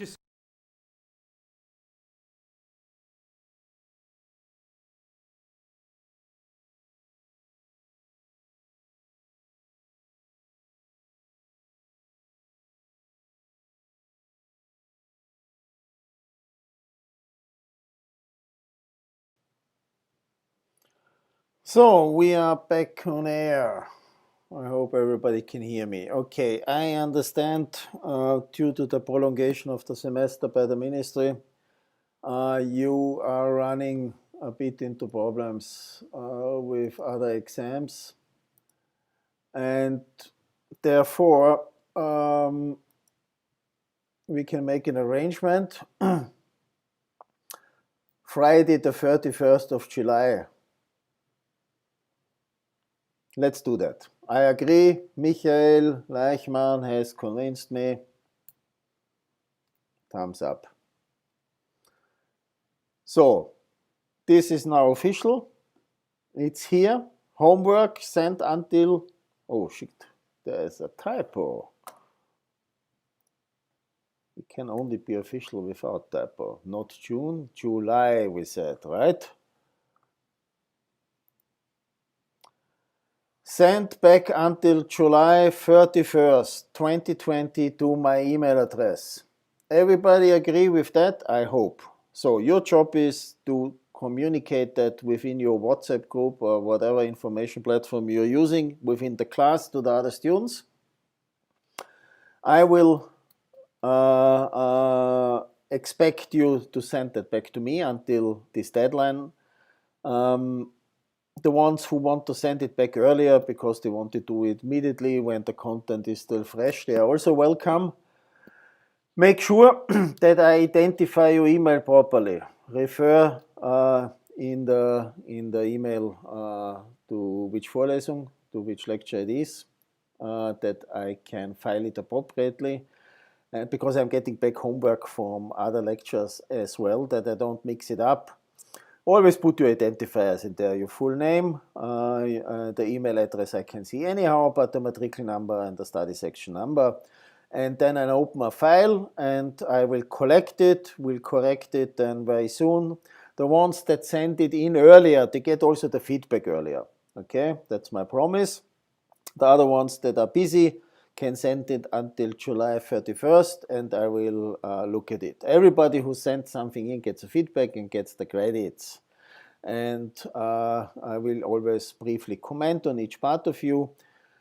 And this is the end of the lecture and the end of this practical course. It was an experiment. I hope you liked it, you enjoyed it.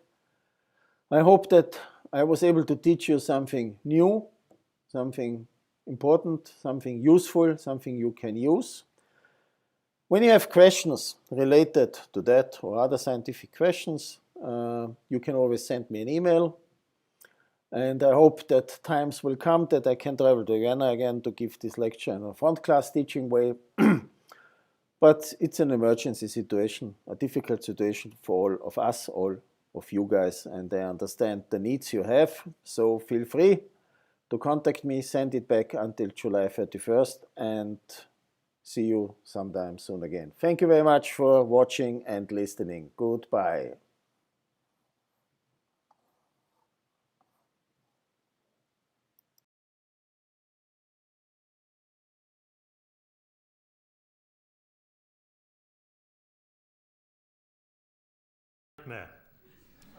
This describes another.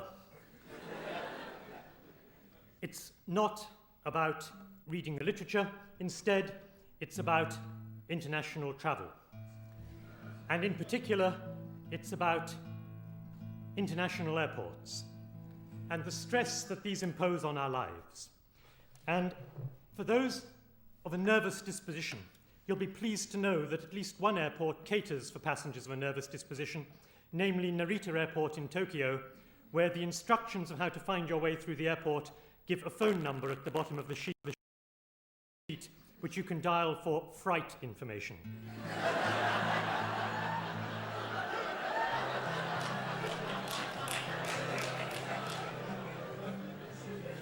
This song is about an airport nearer to home.